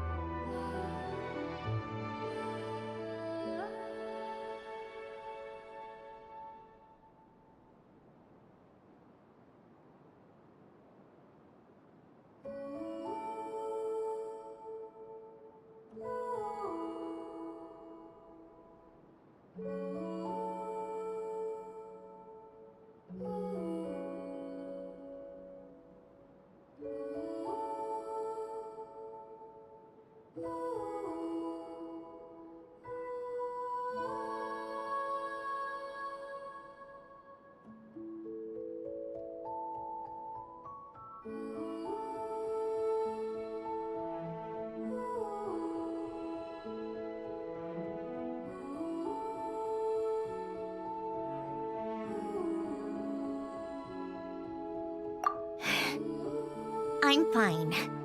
I've already figured out how this formula works. Let's get out of here and then we can use it. You made up your mind already? You're gonna do it? Why wouldn't I? Resolving the anomalies within my core is the reason I came here in the first place.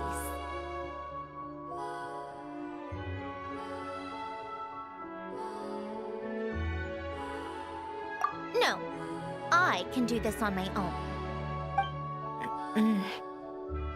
But, do you want to watch? What do you mean? I already know what anomaly I need to resolve. Like Alen said, she's an amalgamation of all the times my logic algorithms have clashed with my emotions. And by resolve, you mean that literally, or...? Yes. But if you, let us in like that, letting us see a bunch of your, you know, inner thoughts and secrets? If what Alen said is true, then I'm about to be... born anew. Or whatever. This is your chance to be lucky enough to witness it. Besides, you already read my whole diary. When it comes to keeping my innermost thoughts to myself, well, I think that ship has sailed. You're really sure about this? How many times do I have to say it? I finally let you in as... friends, and you want to question it. I'm not gonna offer a second time.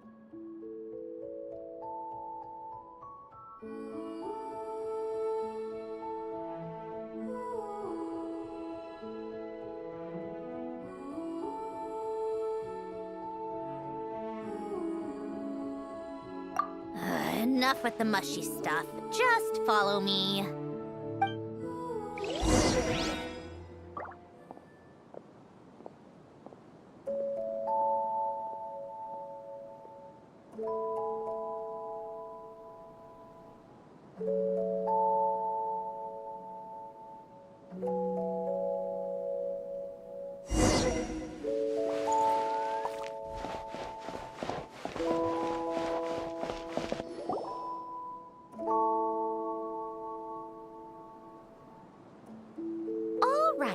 With the numerological array, I can construct a simple formula that will allow you to experience what I see and hear in real time.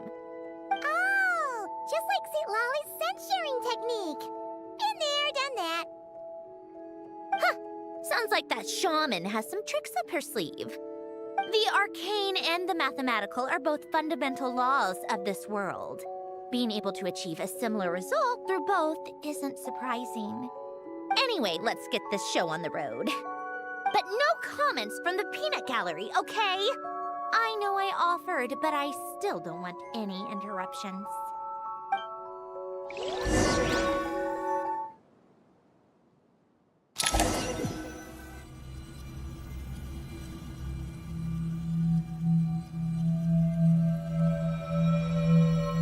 Is this my heart? No, it's probably just the result of Alen's formula. A space dedicated to resolving anomalies. Huh. But it looks like the walls are all... mirrors? You made it. About time. Is that me? From the past? You just spoke of anomalies. Well, here I am. What happens when emotion contradicts reason? Shall we sit down and talk?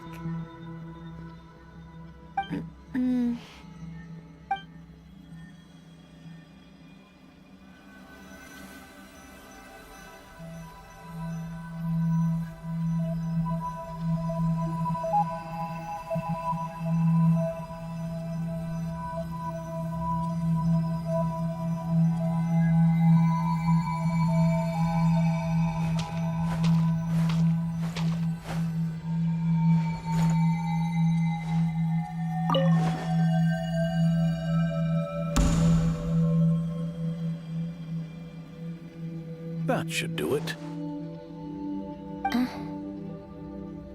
Hello? My name is Alen Gyutan. Can you hear me?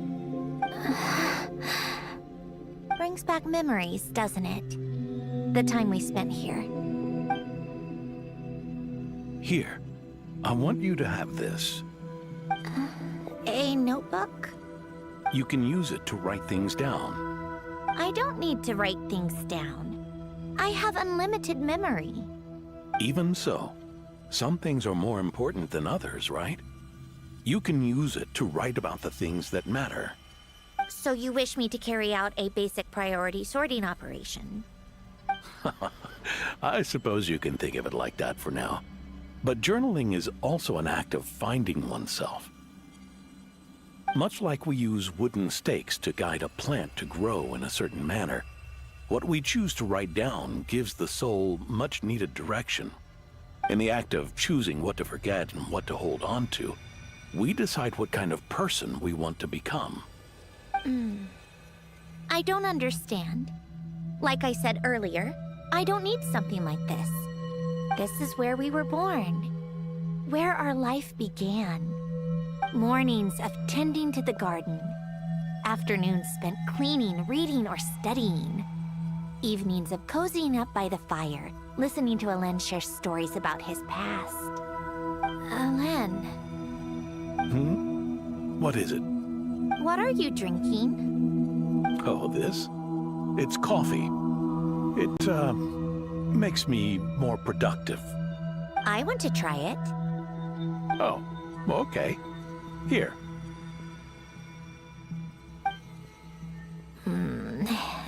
Bitter. Speaking of, why did you design me with senses? Taste, smell, touch. Well, I'm not quite sure. It just felt like the right thing to do. I suppose I hoped you might have a life of your own one day, and that you deserve to experience all life has to offer. Oh. Still bitter. But the smell is nice. I thought those peaceful days would go on forever. You know that's not possible. Maybe. But how was I supposed to know the end was just around the corner? That was just bad luck. Was it? Well, it certainly became a pattern, now didn't it?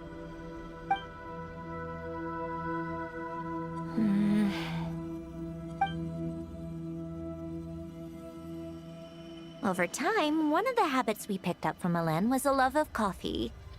We even took to hosting tea parties. A machine acting like a human. Kind of laughable, right? I suppose that's just what I'm used to. Yeah, that's just what we're used to. Hey, this place isn't half bad. Great spot for a party. More and more people seem to be showing up to my tea parties uninvited. Anyone care to explain? Can you blame me? I saw Columbina leading Capitano somewhere, and I had to see what that was about. I had simply asked Columbina where I might find Arlecchino. I have business to discuss with her, and Columbina suggested looking here. Tartaglia and I were unaware that this was a private gathering. Apologies for the intrusion. It won't be for long. Whatever.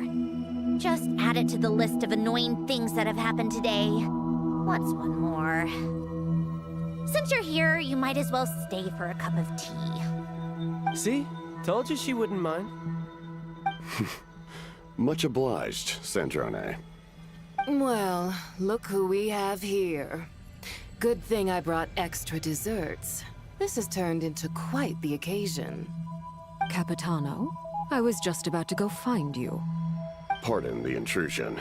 Rest assured, I won't sully your gathering with talk of work. We can have our discussion later. Spoken like a true gentleman. A certain unmannered 11th seat could learn a thing or two. You know, you really should start being nicer to me, Rosaline. Or I might just snatch that 8th seat right out from under you. I'd like to see you try. If you're gonna fight, take it outside. The only mess I plan on cleaning up is tea-related. I still don't understand how our quiet afternoon turned into such a crowded gathering. One by one, people just kept barging in. And then, one by one, they left without a word. Yeah, pretty annoying, huh?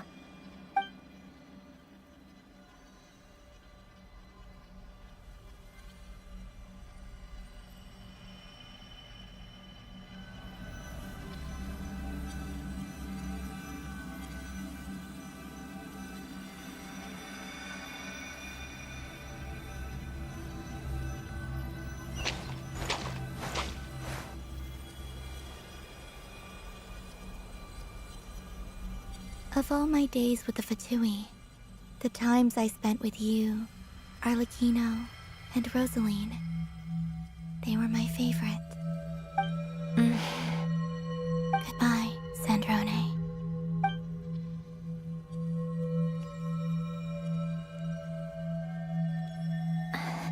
Don't go, Columbina. We should have just said that. Why didn't we? If we had, would the story have had a different ending? She couldn't stay. There was no future for her here. She would have just faded away. You're right. I suppose that's why you call me an anomaly. Every time you make a decision, there's a voice inside your heart. My voice. Asking to contradict all logic and reason. Why didn't we make her stay? Is it worse to fight for something just to lose it? Or not to have fought at all? Don't you find it unfair? One by one, we keep losing the things we care about the most. But in the end, whether I want to fight for something or cry over all we've lost, you just push it down and pretend not to hear.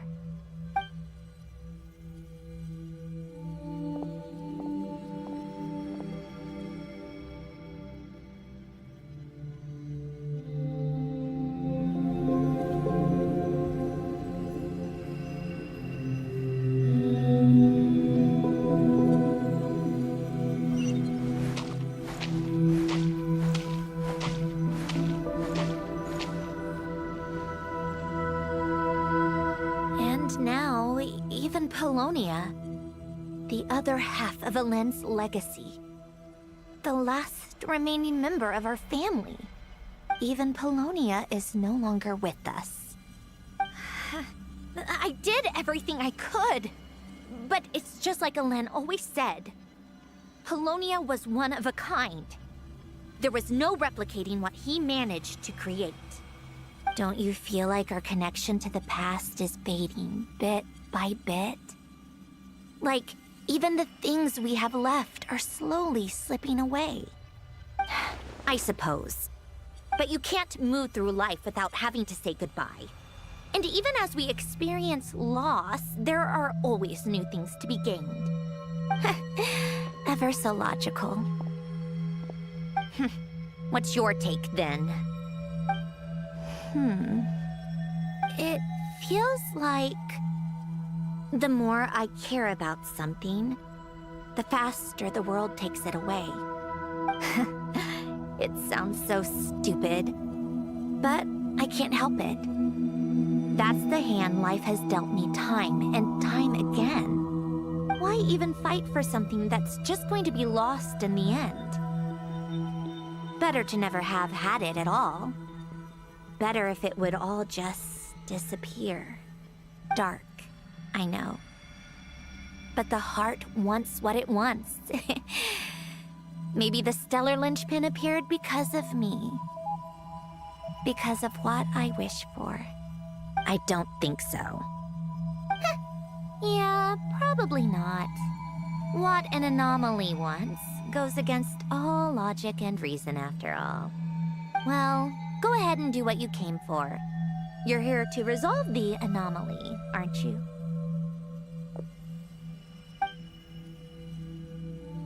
Yes. What's it gonna be? Keeping me imprisoned here like before? Or eliminating me entirely? Like debugging a code? That might actually be a mercy. I don't care. I just don't want to experience the pain of loss ever again. Go ahead. I'm ready.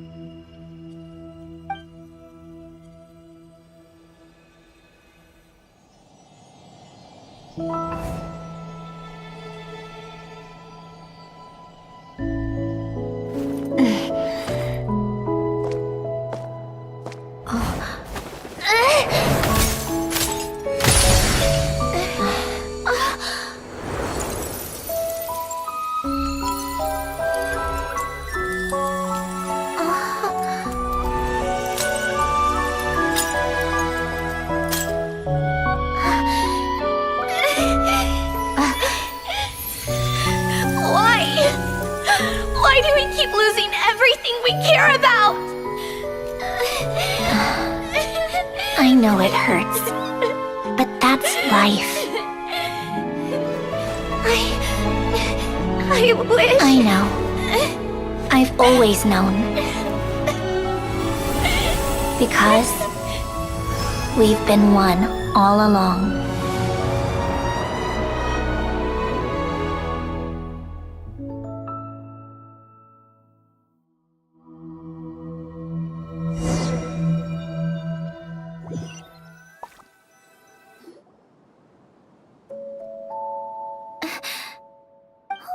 Sandrone? I'm fine. It's okay to cry, you know. Cry? You've gotta be kidding me. Save the comforting for someone who needs it, Paimon. The emotional side of my core algorithm. My emotion module has always been fully developed and operational. Ellen tried to tell me that too. I've just chosen to ignore her voice all this time.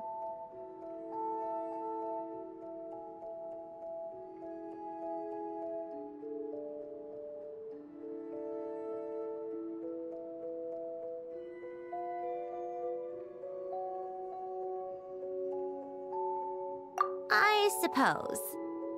Huh. Come to think of it, it's kind of like the aquarium on the ship. The aquarium? The old me took one look at it and saw something I would inevitably lose. So I stopped putting in the effort.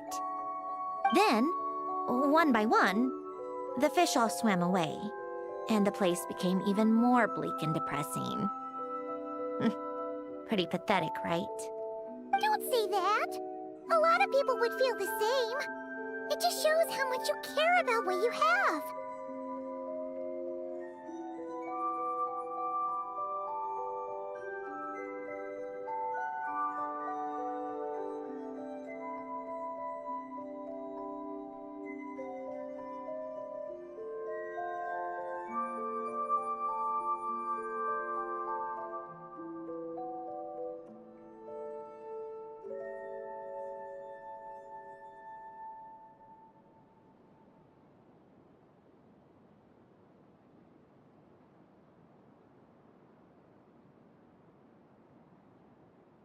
Now? After seeing what you've done with the aquarium, I have to admit, I think it's beautiful. It's like you said, we get to keep the things we gain along the way. And those are things that can never be replaced. Because we choose to hold them in our hearts. Well said. Besides, I've already died once. I'd be stupid not to make the most of this second chance.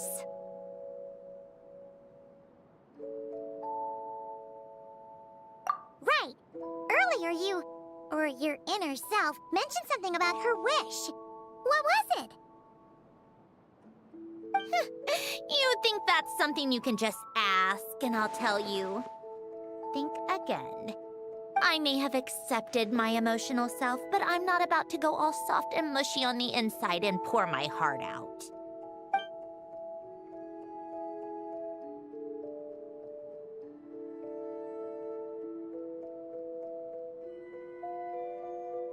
That said, taking a step in the right direction couldn't hurt. Starting with cleaning some old aquarium tanks of my own. Huh? Metaphorically speaking, I mean. Come on, let's head back to the ship. I need to talk to that shaman.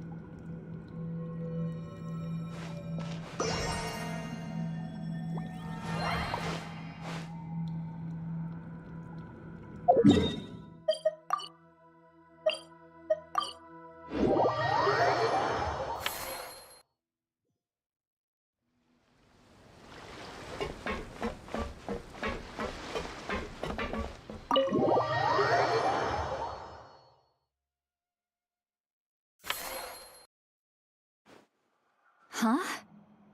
Resentful lost souls? You couldn't get comfortable sleeping near the Opera Epicles, right? Well, I bet that's why. The Fountain of Lucine is where all the water in Fontaine gathers. So that's where the emotions within the water converge as well. Hold on. If it's souls we're dealing with, feeling uncomfortable should have been just the beginning. I should have been able to hear their voices or something. And under normal circumstances, I'm sure someone of your talents would have. The problem is, these souls are no longer complete. Remind me how they ended up like that again? You mentioned something about them being split apart? Yes, it's called soul severing. Renee of the Nartsitzenkreuz Ordo came up with it. After learning of Fontaine's impending doom, Renee thought if he could find a means for the soul to live on in perpetuity, it might ensure the world's salvation. Soul severing was the first step of his research. Unfortunately, his theory of the four orthants was imperfect at the time, and a failure along the way caused his physical form to dissipate. Jakob, another member of the Nartsitzenkreuz Ordo, sought to carry on Renee's legacy and restore his physical form. He even used some of the people who stood in his way as test subjects for his research. By severing their souls? Yes. After Renee successfully awakened, the two continued their research, and all the severed souls ended up merging into Renee's consciousness. After you saved Fontaine by turning Fontainians into true humans, these souls returned to the ley lines. But the souls severed before Renee awakened had nowhere to go, doomed to forever wander the waters of Fontaine as listless spirits. Almost as if they exist outside the bounds of this world. Unrecognized by the ley lines or fate.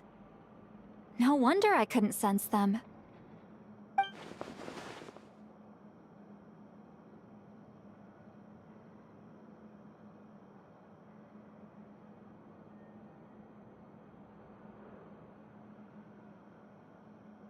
Not only that, but over time, they began to fuse with other entities. Their inner resentment lured in all sorts of evil beings, which corrupted and defiled them into nothing more than accumulations of filth. But the full transformation must have been recent. Otherwise, the Udex surely would have noticed. Wait, no, he must know already. That would explain the underwater Melazine patrols. No wonder I kept running into officers from the Mara Chaussee Phantom earlier. In that case, let's go find Nervalette and we can sort it out together. No, not just yet. Why not? For one, the diplomatic castle alone would be a nightmare.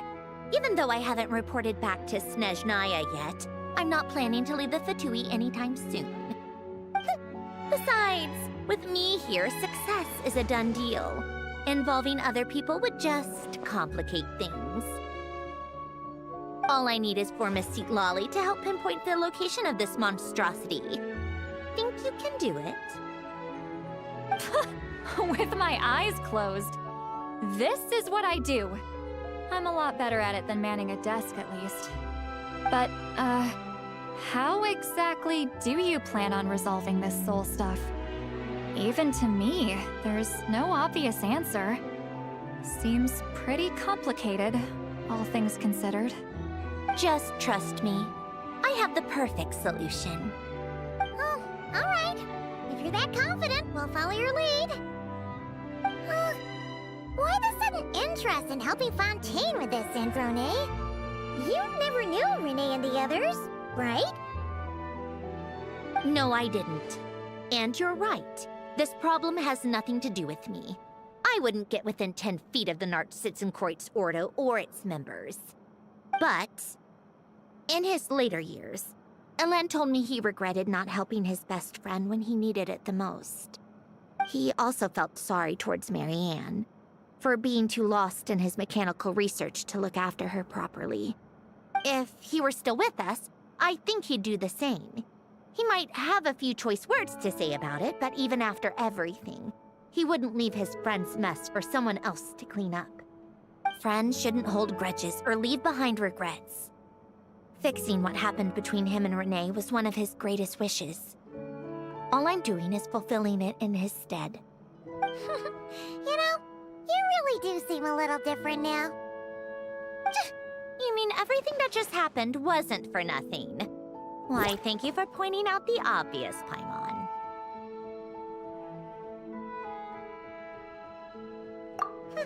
Just washing off the grime of the past. Turns out, a lot can build up after being ignored for so long. What's this about aquarium tanks all of a sudden? They go off on some grand adventure and what? Now they have their own private code? Stupid. All right then, Seat Lolly. Tracking this thing down is up to you. Huh? Oh, right. No problem. You get this, Granny Eatsley!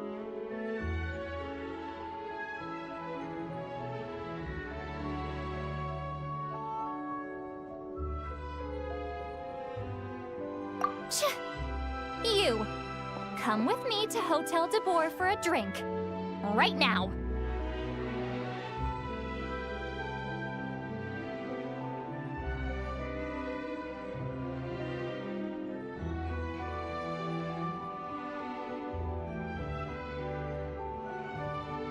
Why? Because I said so! Miss Guillotin, I'll report back on the location tomorrow morning. Just need a drink or two first to bolster me up. Well, don't let me keep you. All right, you. Time to go. I've got scores that need settling. Huh?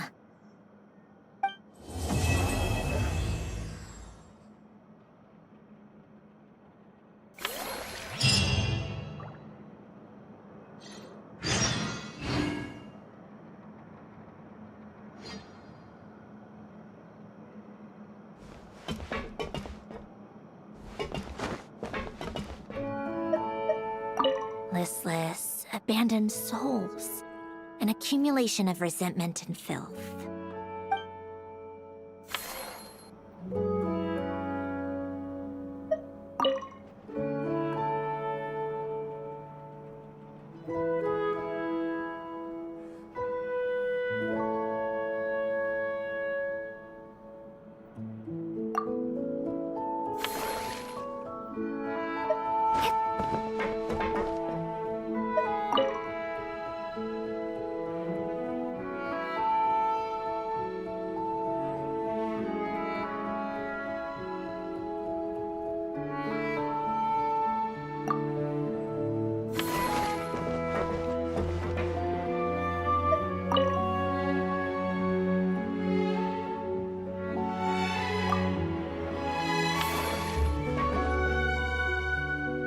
Listless, abandoned souls. An accumulation of resentment and filth.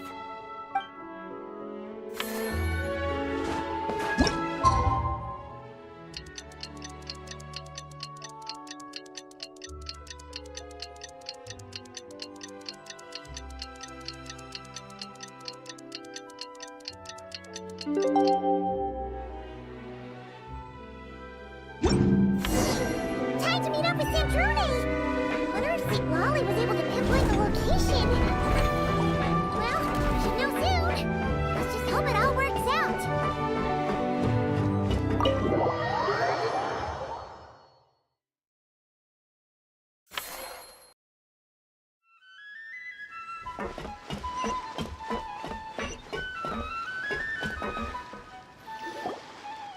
Seat Lolly sure drank a lot last night, huh? Wonder if she's even awake. Good morning. Columbina! Oh, phew. I sure know how to make an entrance. What are you doing here? We just finished filming a last-minute scene, so I came up to get some fresh air. The others are still down below discussing what the final scene should be. how it should end? Yes, they're torn between whether the heroine should reunite with her old friend or not. Ah, because the whole point is that she came to her friend's homeland to search for her, right? Oh, Paimon almost forgot the plot. Yes. Director Farina and Miss Chiori think a tragic ending where the two never meet would be more poignant. But Director Xavier thinks having the two reunite would make for a more touching and heartwarming ending.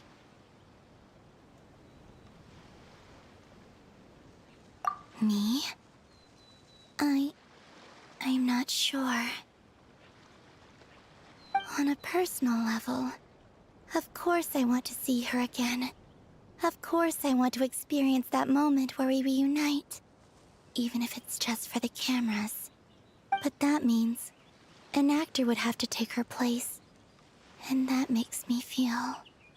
Oh.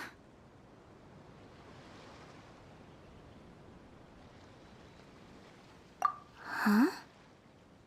Yeah, don't look so worried. Making a film is supposed to be fun.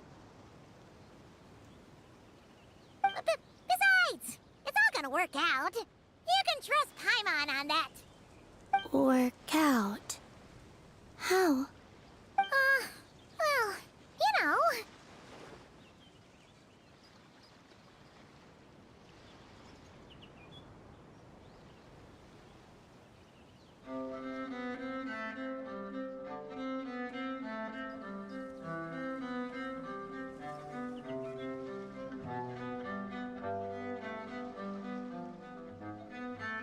Yep, exactly.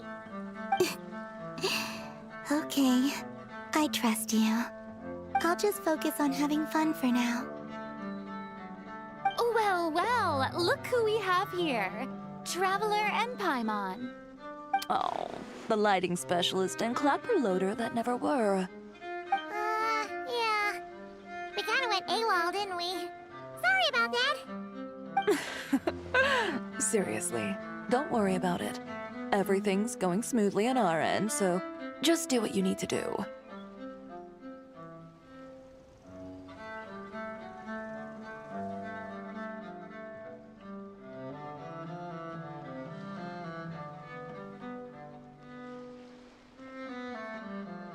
You seem to be in better spirits now, Miss Columbina. I apologize if our earlier discussion put you on the spot. It's okay, I'm fine now. The Traveler and Paimon talked me through it. So, what are your thoughts on the ending then? Should we have them reunite or not? We should tie everything up in bows. Huh?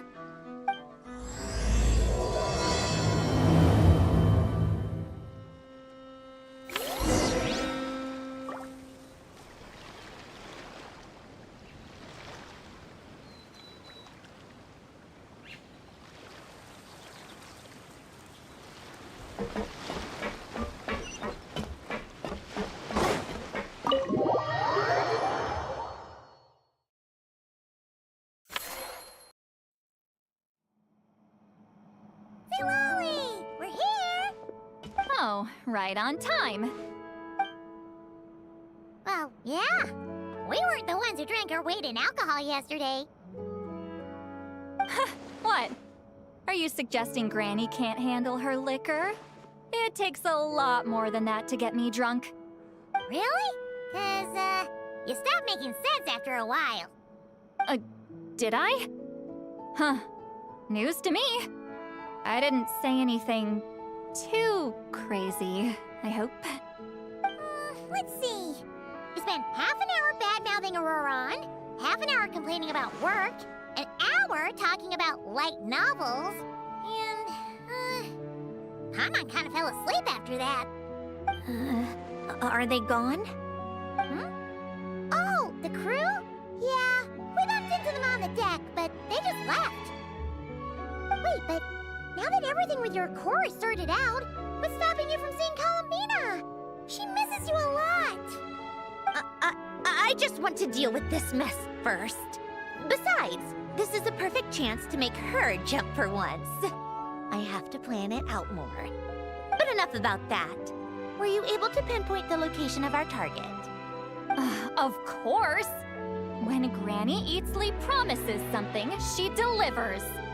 Great, let's see. Morte region. Wait, this is the Tower of Gestalt. The place the souls were severed.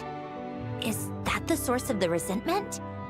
Or is it the Narcissism Ordo in general? Let me come with. This thing's movement isn't fixed.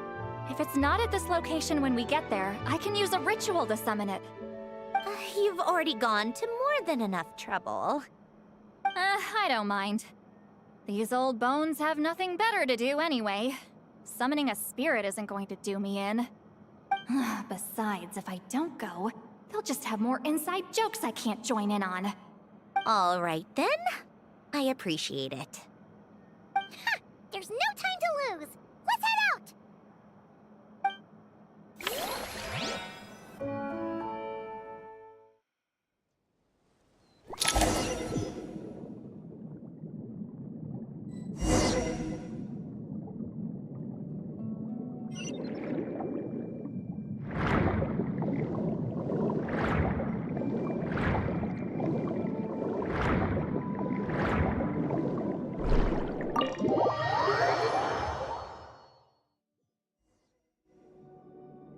Huh, no sign of it so far. Should I start the summoning ritual? Let's drain the water from this floor of the tower first. It'll make it easier to move around. Wait, we can do that? Of course. Alan and Renee both saw the future that awaited Fontaine, and even shared a few methods for waterproofing buildings. The principle behind it is... not important. Just unlock the mechanisms in the order I tell you.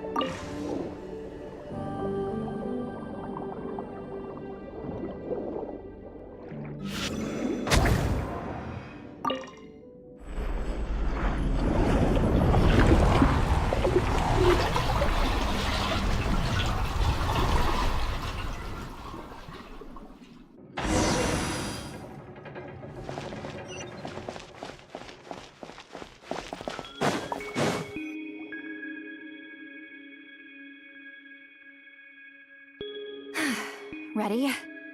Yeah, when this thing appears, I'll try talking to the souls inside. But more than likely, they've already been driven to madness.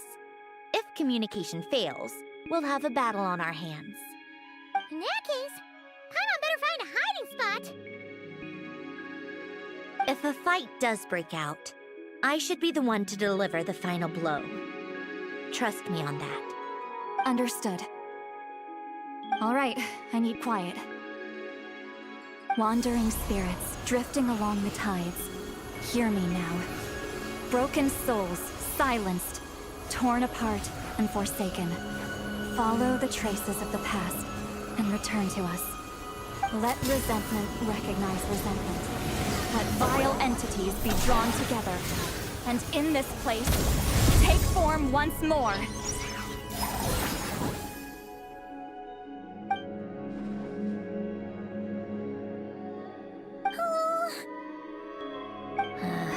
What now? Is that it? This is exactly why I deal in math, not magic. How are we supposed to know what stage the spell is at? It's like there's no logic to speak of. Mechanical science is so much easier to...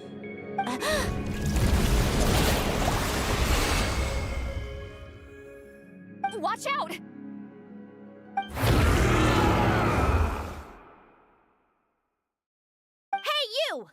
Or whoever's inside of you. I need you to listen to me. I'm a descendant of Fontaine's Lord Artificer, Hélène Guillotin. I can make you whole again and return you to the ley lines. You just need to work with me here.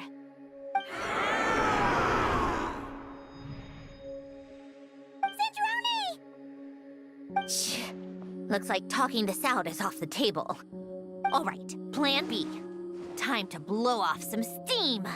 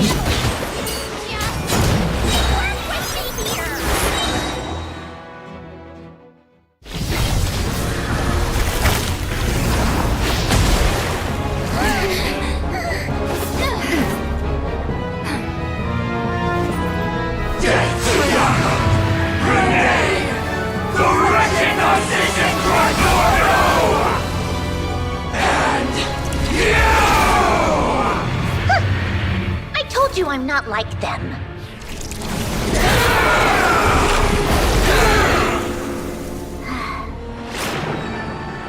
I'm stronger. Inverted. World formula. Reversion.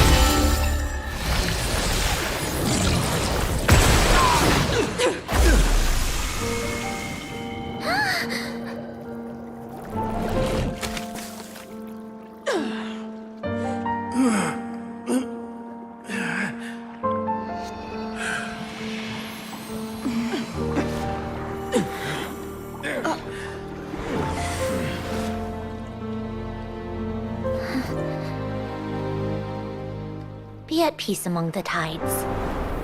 Lost souls.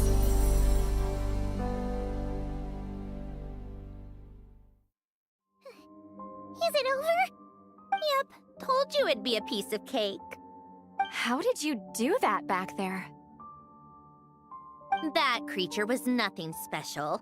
Add a bunch of souls with nowhere to go, a touch of malicious energy, a few impurities, and a whole lot of resentment.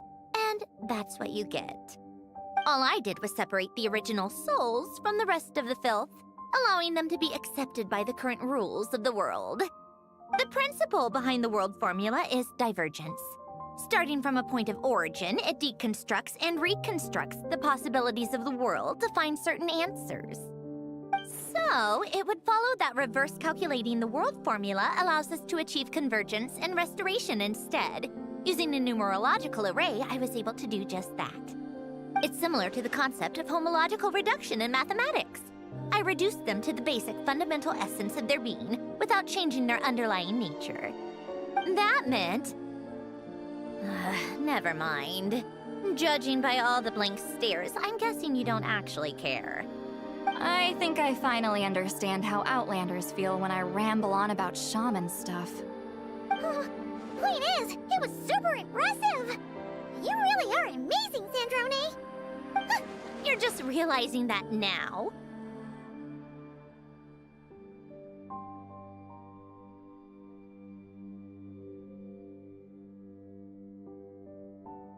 Ahem!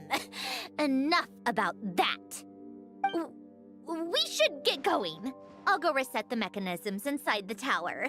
See you back on land.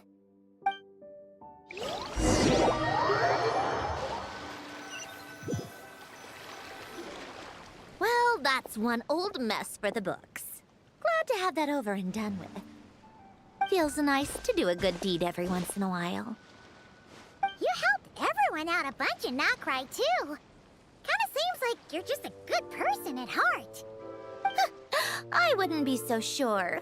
I'll be heading back to the Fatui soon enough. You two are too trusting sometimes. Fine.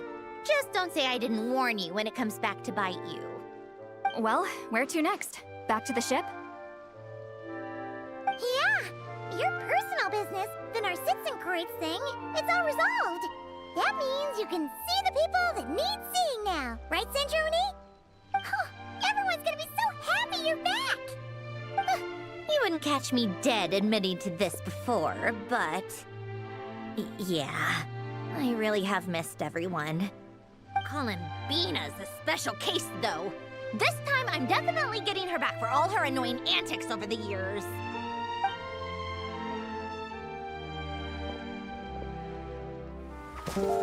She'll sense me coming from a mile off. How am I gonna...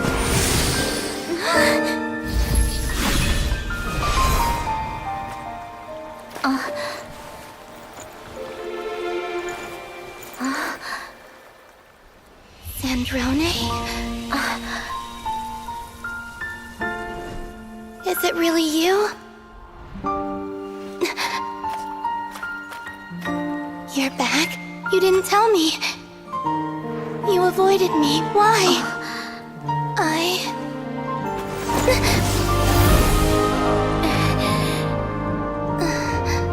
Sandrone? Now we're even. I missed you so much. That makes one of us, idiot. I'm here, Columbina.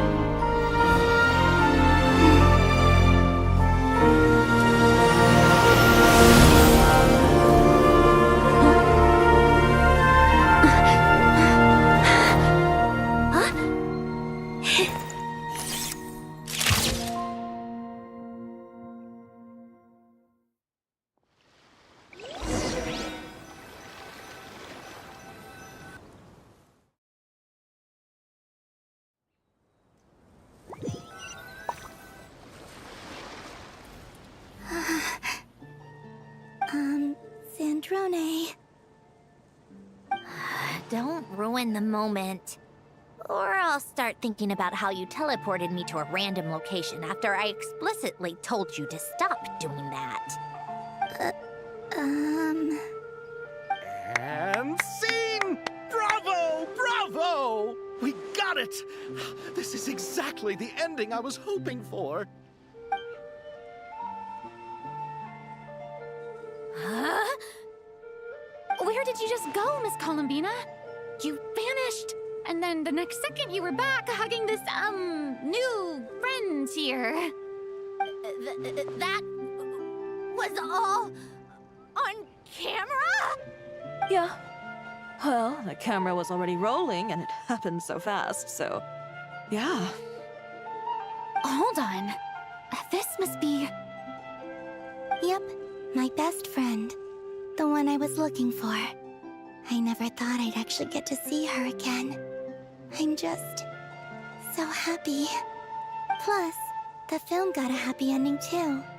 It's all thanks to you, Sandrone. Sandrone? You couldn't stop being annoying for 1 second? Columbina!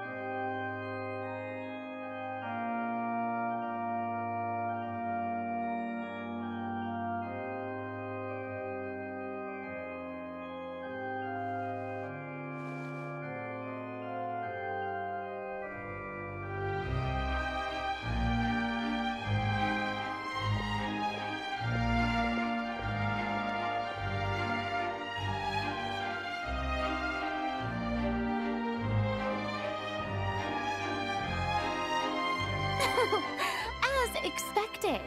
Going to the opera house is the true way to enjoy a film. You get to see the audience's reaction in real time, too. The endings seem to be received quite well. Paimon can't believe you let us include that in the final cut, Sandrone! You even agreed to help us reshoot a couple of shots. Thanks a million. Most of it was caught on camera already, so it's not like I had much of a choice. Besides, the film I'm in is going to be anything less than perfect. What are you laughing at? Nothing. It was just interesting to see us on screen together. I'm glad this moment is going to be preserved forever. Just a pity we didn't take home the Farina Award this time around. Well, artistic films can rarely compete with commercial ones. You should have prepared yourself for this the minute you changed the script. True. Oh, did I hear someone mention the Farina Award? Come on, don't gloat! I won't. Our crew winning the Farina Award was a team effort after all. Costume design, script adaptation. Ooh, and the practical effects were so realistic. The flames and explosions even made me jump while we were filming. A lot of the effects were based on actual items the Special Patrol confiscated from criminals. Who knew they'd serve another purpose, right? But it turned out amazing! Really brought the thrilling scenes from the novel to life. Fontaine's film industry is seriously impressive. Which film did you vote for, Silali? Isn't it obvious? Great Detective Hurlock, of course! That's the whole reason I'm here! You all should be proud, though. A lot of critics are saying really good things about your film, too. Longing and loss, searching for something even after it's gone. It's a film that makes you think about life, and how important it is to explore those themes. Well, that is what the art of storytelling is for. Watching a film with friends is so much fun! There's so much to talk about! Ooh, let's throw a celebration later then! We're all old friends! Oh, we could find a place and chat to our heart's content! How about the Winglet? That's perfect! Friends and family are more than welcome too. So if you want to bring people, don't be shy. You all can head over first and make yourselves at home. I'll bring over some refreshments in a bit. I just have one more stop to make first. Can I come?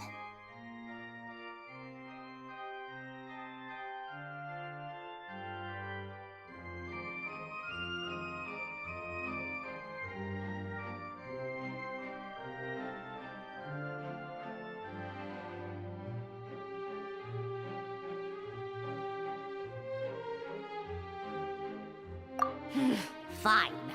Not like you'd listen if I tried to stop you.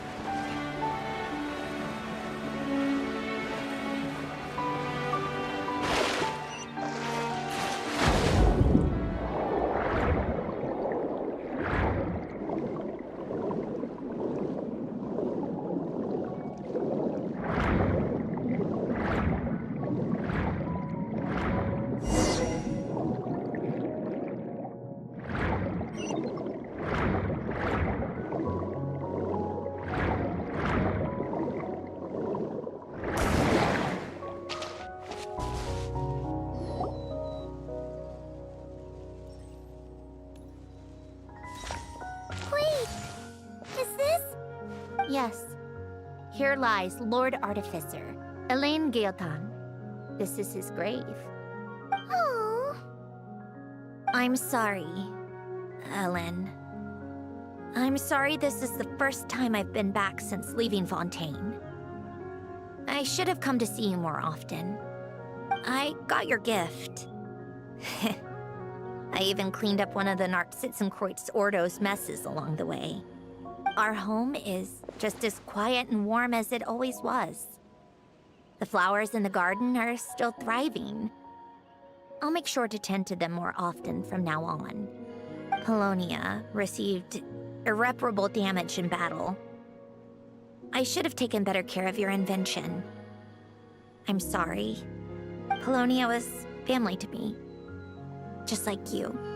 You always said I was a fast learner. But I'm not so sure. It took me far too long to learn the things that truly matter. I never said this to you back then, but... Thank you for creating me. For giving me the chance to experience life. Being your family meant everything to me. Absolutely everything. Can I say a few words as well, Sandrone? Don't need my permission. Hello, Mr. Guillotin. I'm Sandrone's friend. You don't need to worry. Sandrone is doing great. Not only is she a brilliant scholar, she's made a whole bunch of friends, too. And she takes great care of them. As if... She'll never admit it, but she's always there when her friends need it the most. I wouldn't even be here without her. So, if she ever needs help, her friends will be there in a heartbeat, including me. That's what best friends are for. Columbina. What else?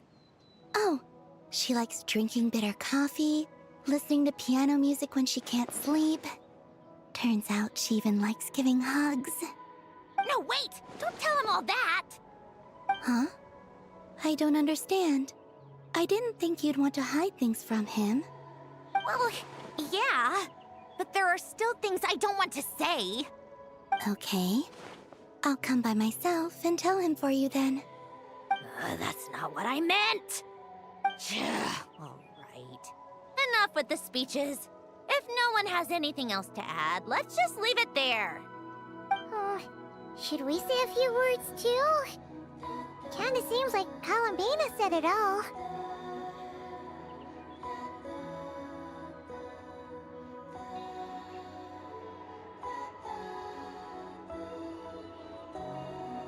Oh, great idea!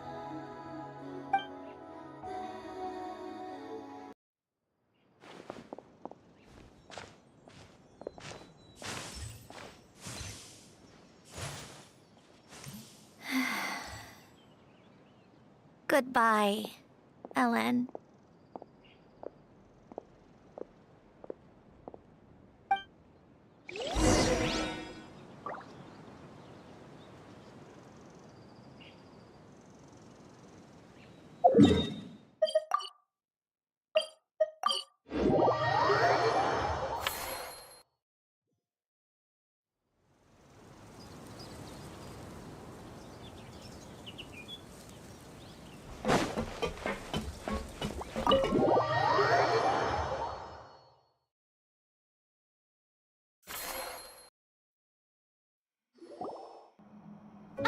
You made it!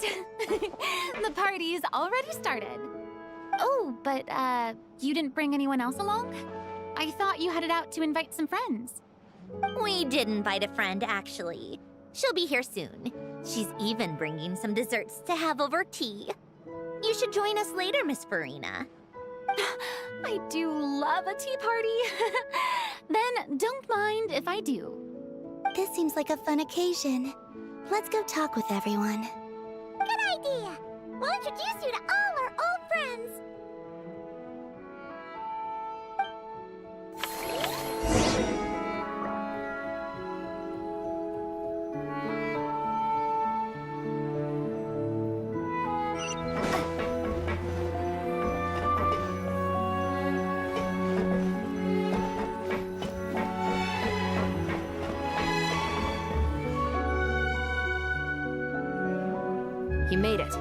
Sorry for starting the celebrations without you. No worries at all. We're just glad everyone's having such a great time. Oh, right. You've probably seen them around already, but let us introduce you for real. This is... Miss Columbina and Miss Guillotin, right? Oh, we saw the film you were in. It was so touching. Yep. This one started bawling her eyes out right next to me in the theater. I know. I didn't bring nearly enough tissues. Thanks. We saw your film too. I memorized all your names. Oh, guess we can skip the introductions then. Our effects were pretty over the top, right? Some of the extras in the big scenes were actual members of the Spina di Rosula. So basically, your contribution was creating realistic-looking chaos. That wasn't the only realistic aspect. Miss Chevreuse and Miss Emily were also kind enough to lend their expertise on criminal investigations and forensics. Oh, it was nothing. I was just honored to take part and help out. Wow! No wonder your film turned out so good. You basically had an expert in every field. Talk about a stacked crew. Oh, speaking of, want to join in on a round of tabletop troupe later, Miss Columbina and Miss Guillotin? I mean, what better place for a party than a party? Here we go again. That sounds interesting. Yes! Persuasion successful!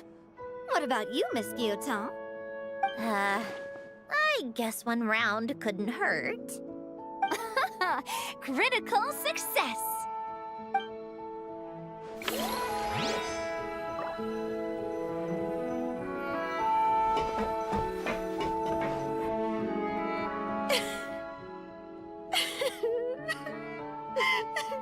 What a dream come true! For once, it all worked out! I can die without regrets. Let's not get too ahead of ourselves, Director Lapine Pauline. What was in that piece of cake you just handed her, Escoffier? Romaritime flowers, eggs, flour, same as all the other pieces. What, you think I tampered with it? Playing a detective in real life now too, are we? Oh, it's so delicious! I'm so happy! My life has peaked!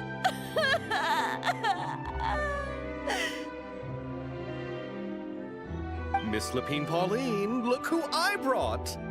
Master! Wait, what happened to your face? Why are you crying? Never mind my face. Here, let me introduce you. This is Miss Charlotte and Miss Escoffier. Things are sounding lively over here. Oh, look who it is! Perfect timing. I was so busy with the shoot, I feel like we barely got to talk. Ah, and the elusive Miss Guillotin. It's great to see you. Thank you so much for letting us use the boat free of charge. That was so generous of you. Oh, right. Introductions. This is Miss Charlotte and Miss Escoffier. That's kind of you. But I didn't really do anything. If you want to thank someone, it should be the Duke or the people who keep the boat in such good shape. Right. I'll head over in a bit and do just that. Miss Columbina? Yes? Could I interview you sometime? I'll treat you to some gâteau de bord for the trouble. There's only a limited amount available each day. Oh, but it's an absolute must-try when you're in Fontaine. Oh, sure. Bold of you to use my own cake as a bribe right in front of me. You know what? When else are we all going to be together like this? Come on, everyone! Grab your drinks!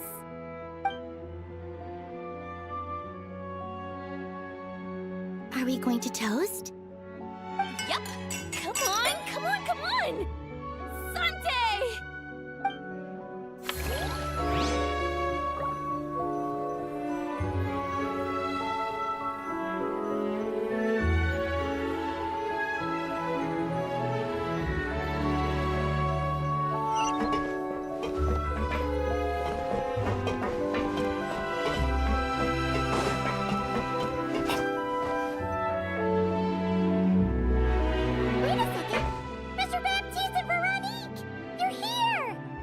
friends of yours? Veronique is the prop manager for Musketeer Pictures, and Mr. Baptiste is the author of The Two Musketeers. Yeah, former prop manager. Now we're just two criminals serving our time.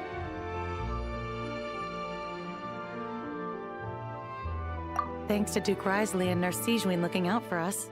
Not too bad, actually. You make it sound like I'm giving you special treatment. I just think the method of justice you chose to pursue is one people can respect. You are far too modest, Your Grace. The only reason we were even able to come to the surface for the festival is because you fought for it. It's also just good for the physical and mental health of the prisoners in general. Anyway, I suppose I have you to thank for keeping the Winglet in such good shape. I never knew she could look so striking. I didn't do anything special. It was mostly the Traveler and the others. Don't sell yourself short, Miss Guillotin. You are the current captain, after all. In light of that, I have to ask, do you mind if I leave up some of the installations so the people back at the fortress can also enjoy the aquarium? Huh?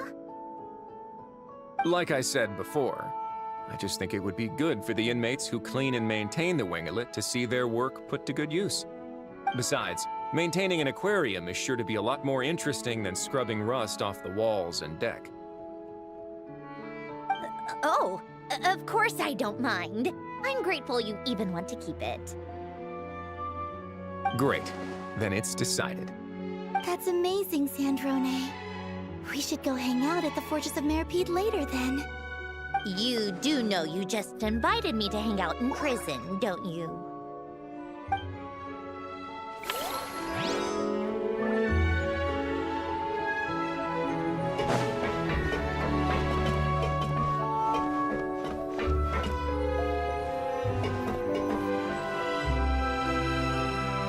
Granny Eatsley, you're really not going to let us borrow these cute little stuffed toys for our magic show?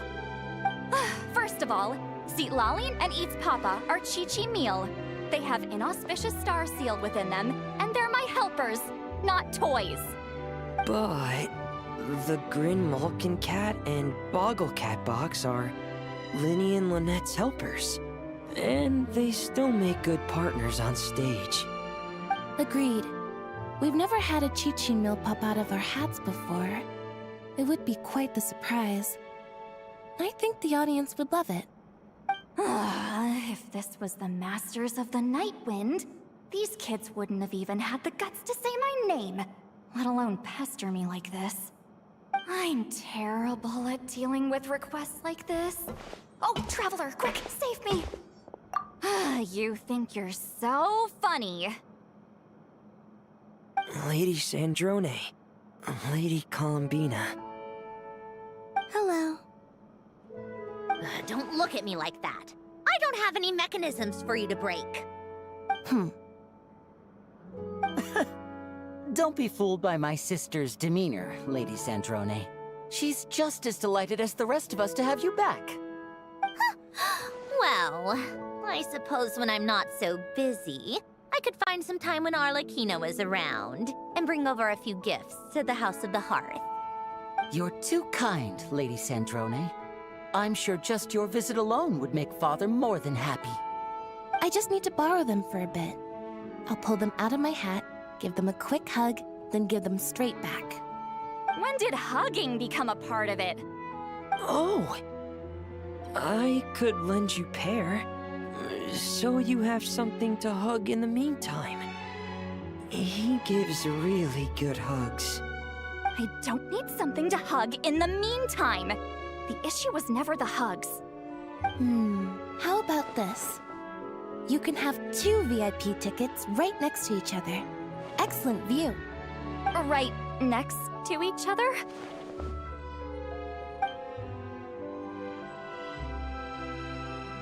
Yep, super quiet. No one will bother you. I'm sure you'll have a great time. Fine.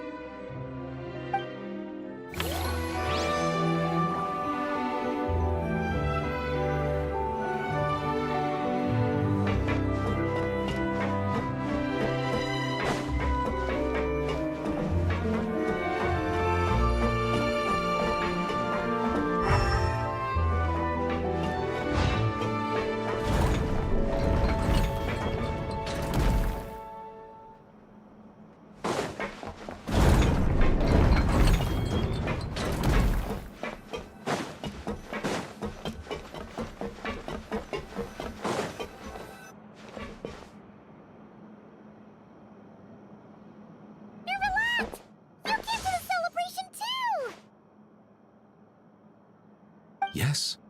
I can only hope my presence does not make anyone ill at ease. Who's this? All right! This is Nervalette, the Eudex of Fontaine. And this is Columbina and Cendrone. Greetings. Hello. These two must be the Fatus and former Fatus related to the recent incident in Nodcry. I read about them in the diplomatic report. The Eudex? Oh, the dragon that cries a lot. Oh, well... Jeez, Columbina. That's your takeaway from all those Fatui meetings? Seriously? Is that truly how I'm portrayed in the Fatui's intelligence? You must put a lot of people in prison then. Well, it would be more accurate to say I pass judgment on their crimes. All trials in Fontaine strive for fairness and justice, so as to avoid imprisoning the innocent. So, only the people who deserve it get sent to prison. Well, deserve is quite a subjective metric, is it not? At the very least, I can promise that in every trial over which I preside, I make every effort to deliver a fair verdict.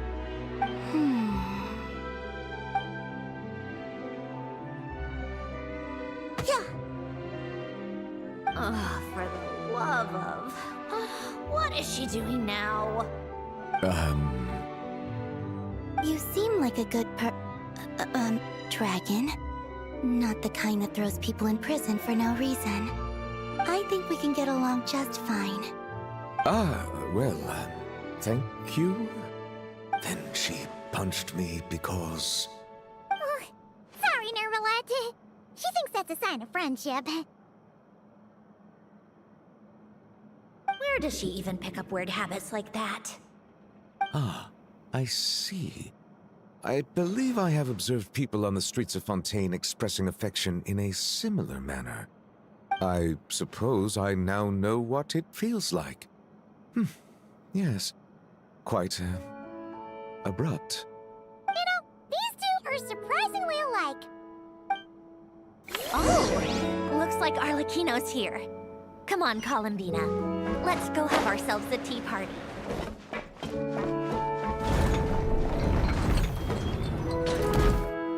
Well, it's been quite some time since the three of us gathered to drink tea like this. Yes, but your tea is as good as ever, Cendrone. Of course it is. The pastries you brought aren't half bad either, Arlecchino. I'm glad to hear it. Are they to your liking, Miss Farina? If I remember correctly, this particular cake is your favorite. Yes, thank you. The tea and pastries are absolutely delicious. I can't believe I'm casually sipping tea with 3 harbingers. Or are some of them former harbingers? Who knows? Due to diplomatic reasons at the time, our last tea party was rather tense. Wasn't it, Miss Farina? You have my apologies. But this is simply a casual gathering of close friends. So I do hope you can relax and enjoy yourself. Of course! I appreciate the hospitality, in both cases. Next time, let me be the one to treat all of you. I'm sure we'd all be delighted to have you join us more often. The same goes for you two.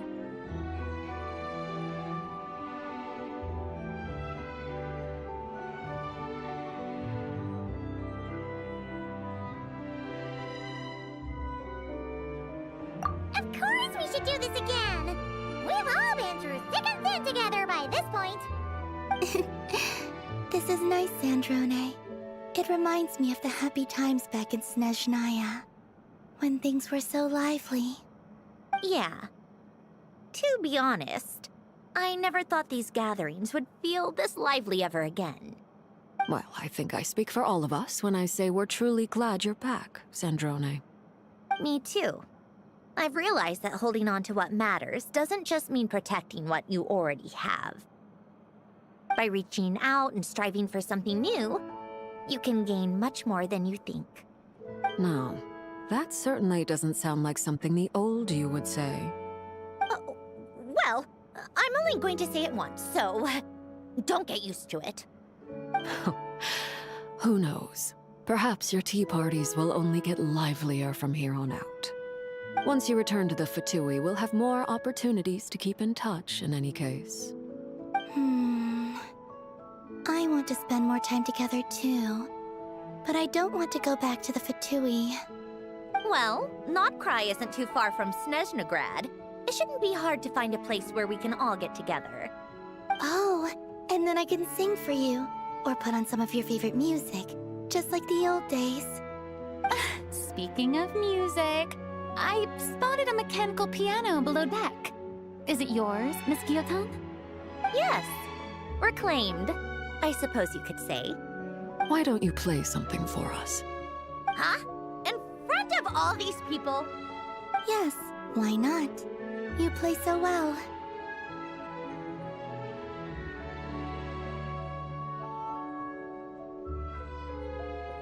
Yeah, come on! Just a little, please? For the love of... Fine!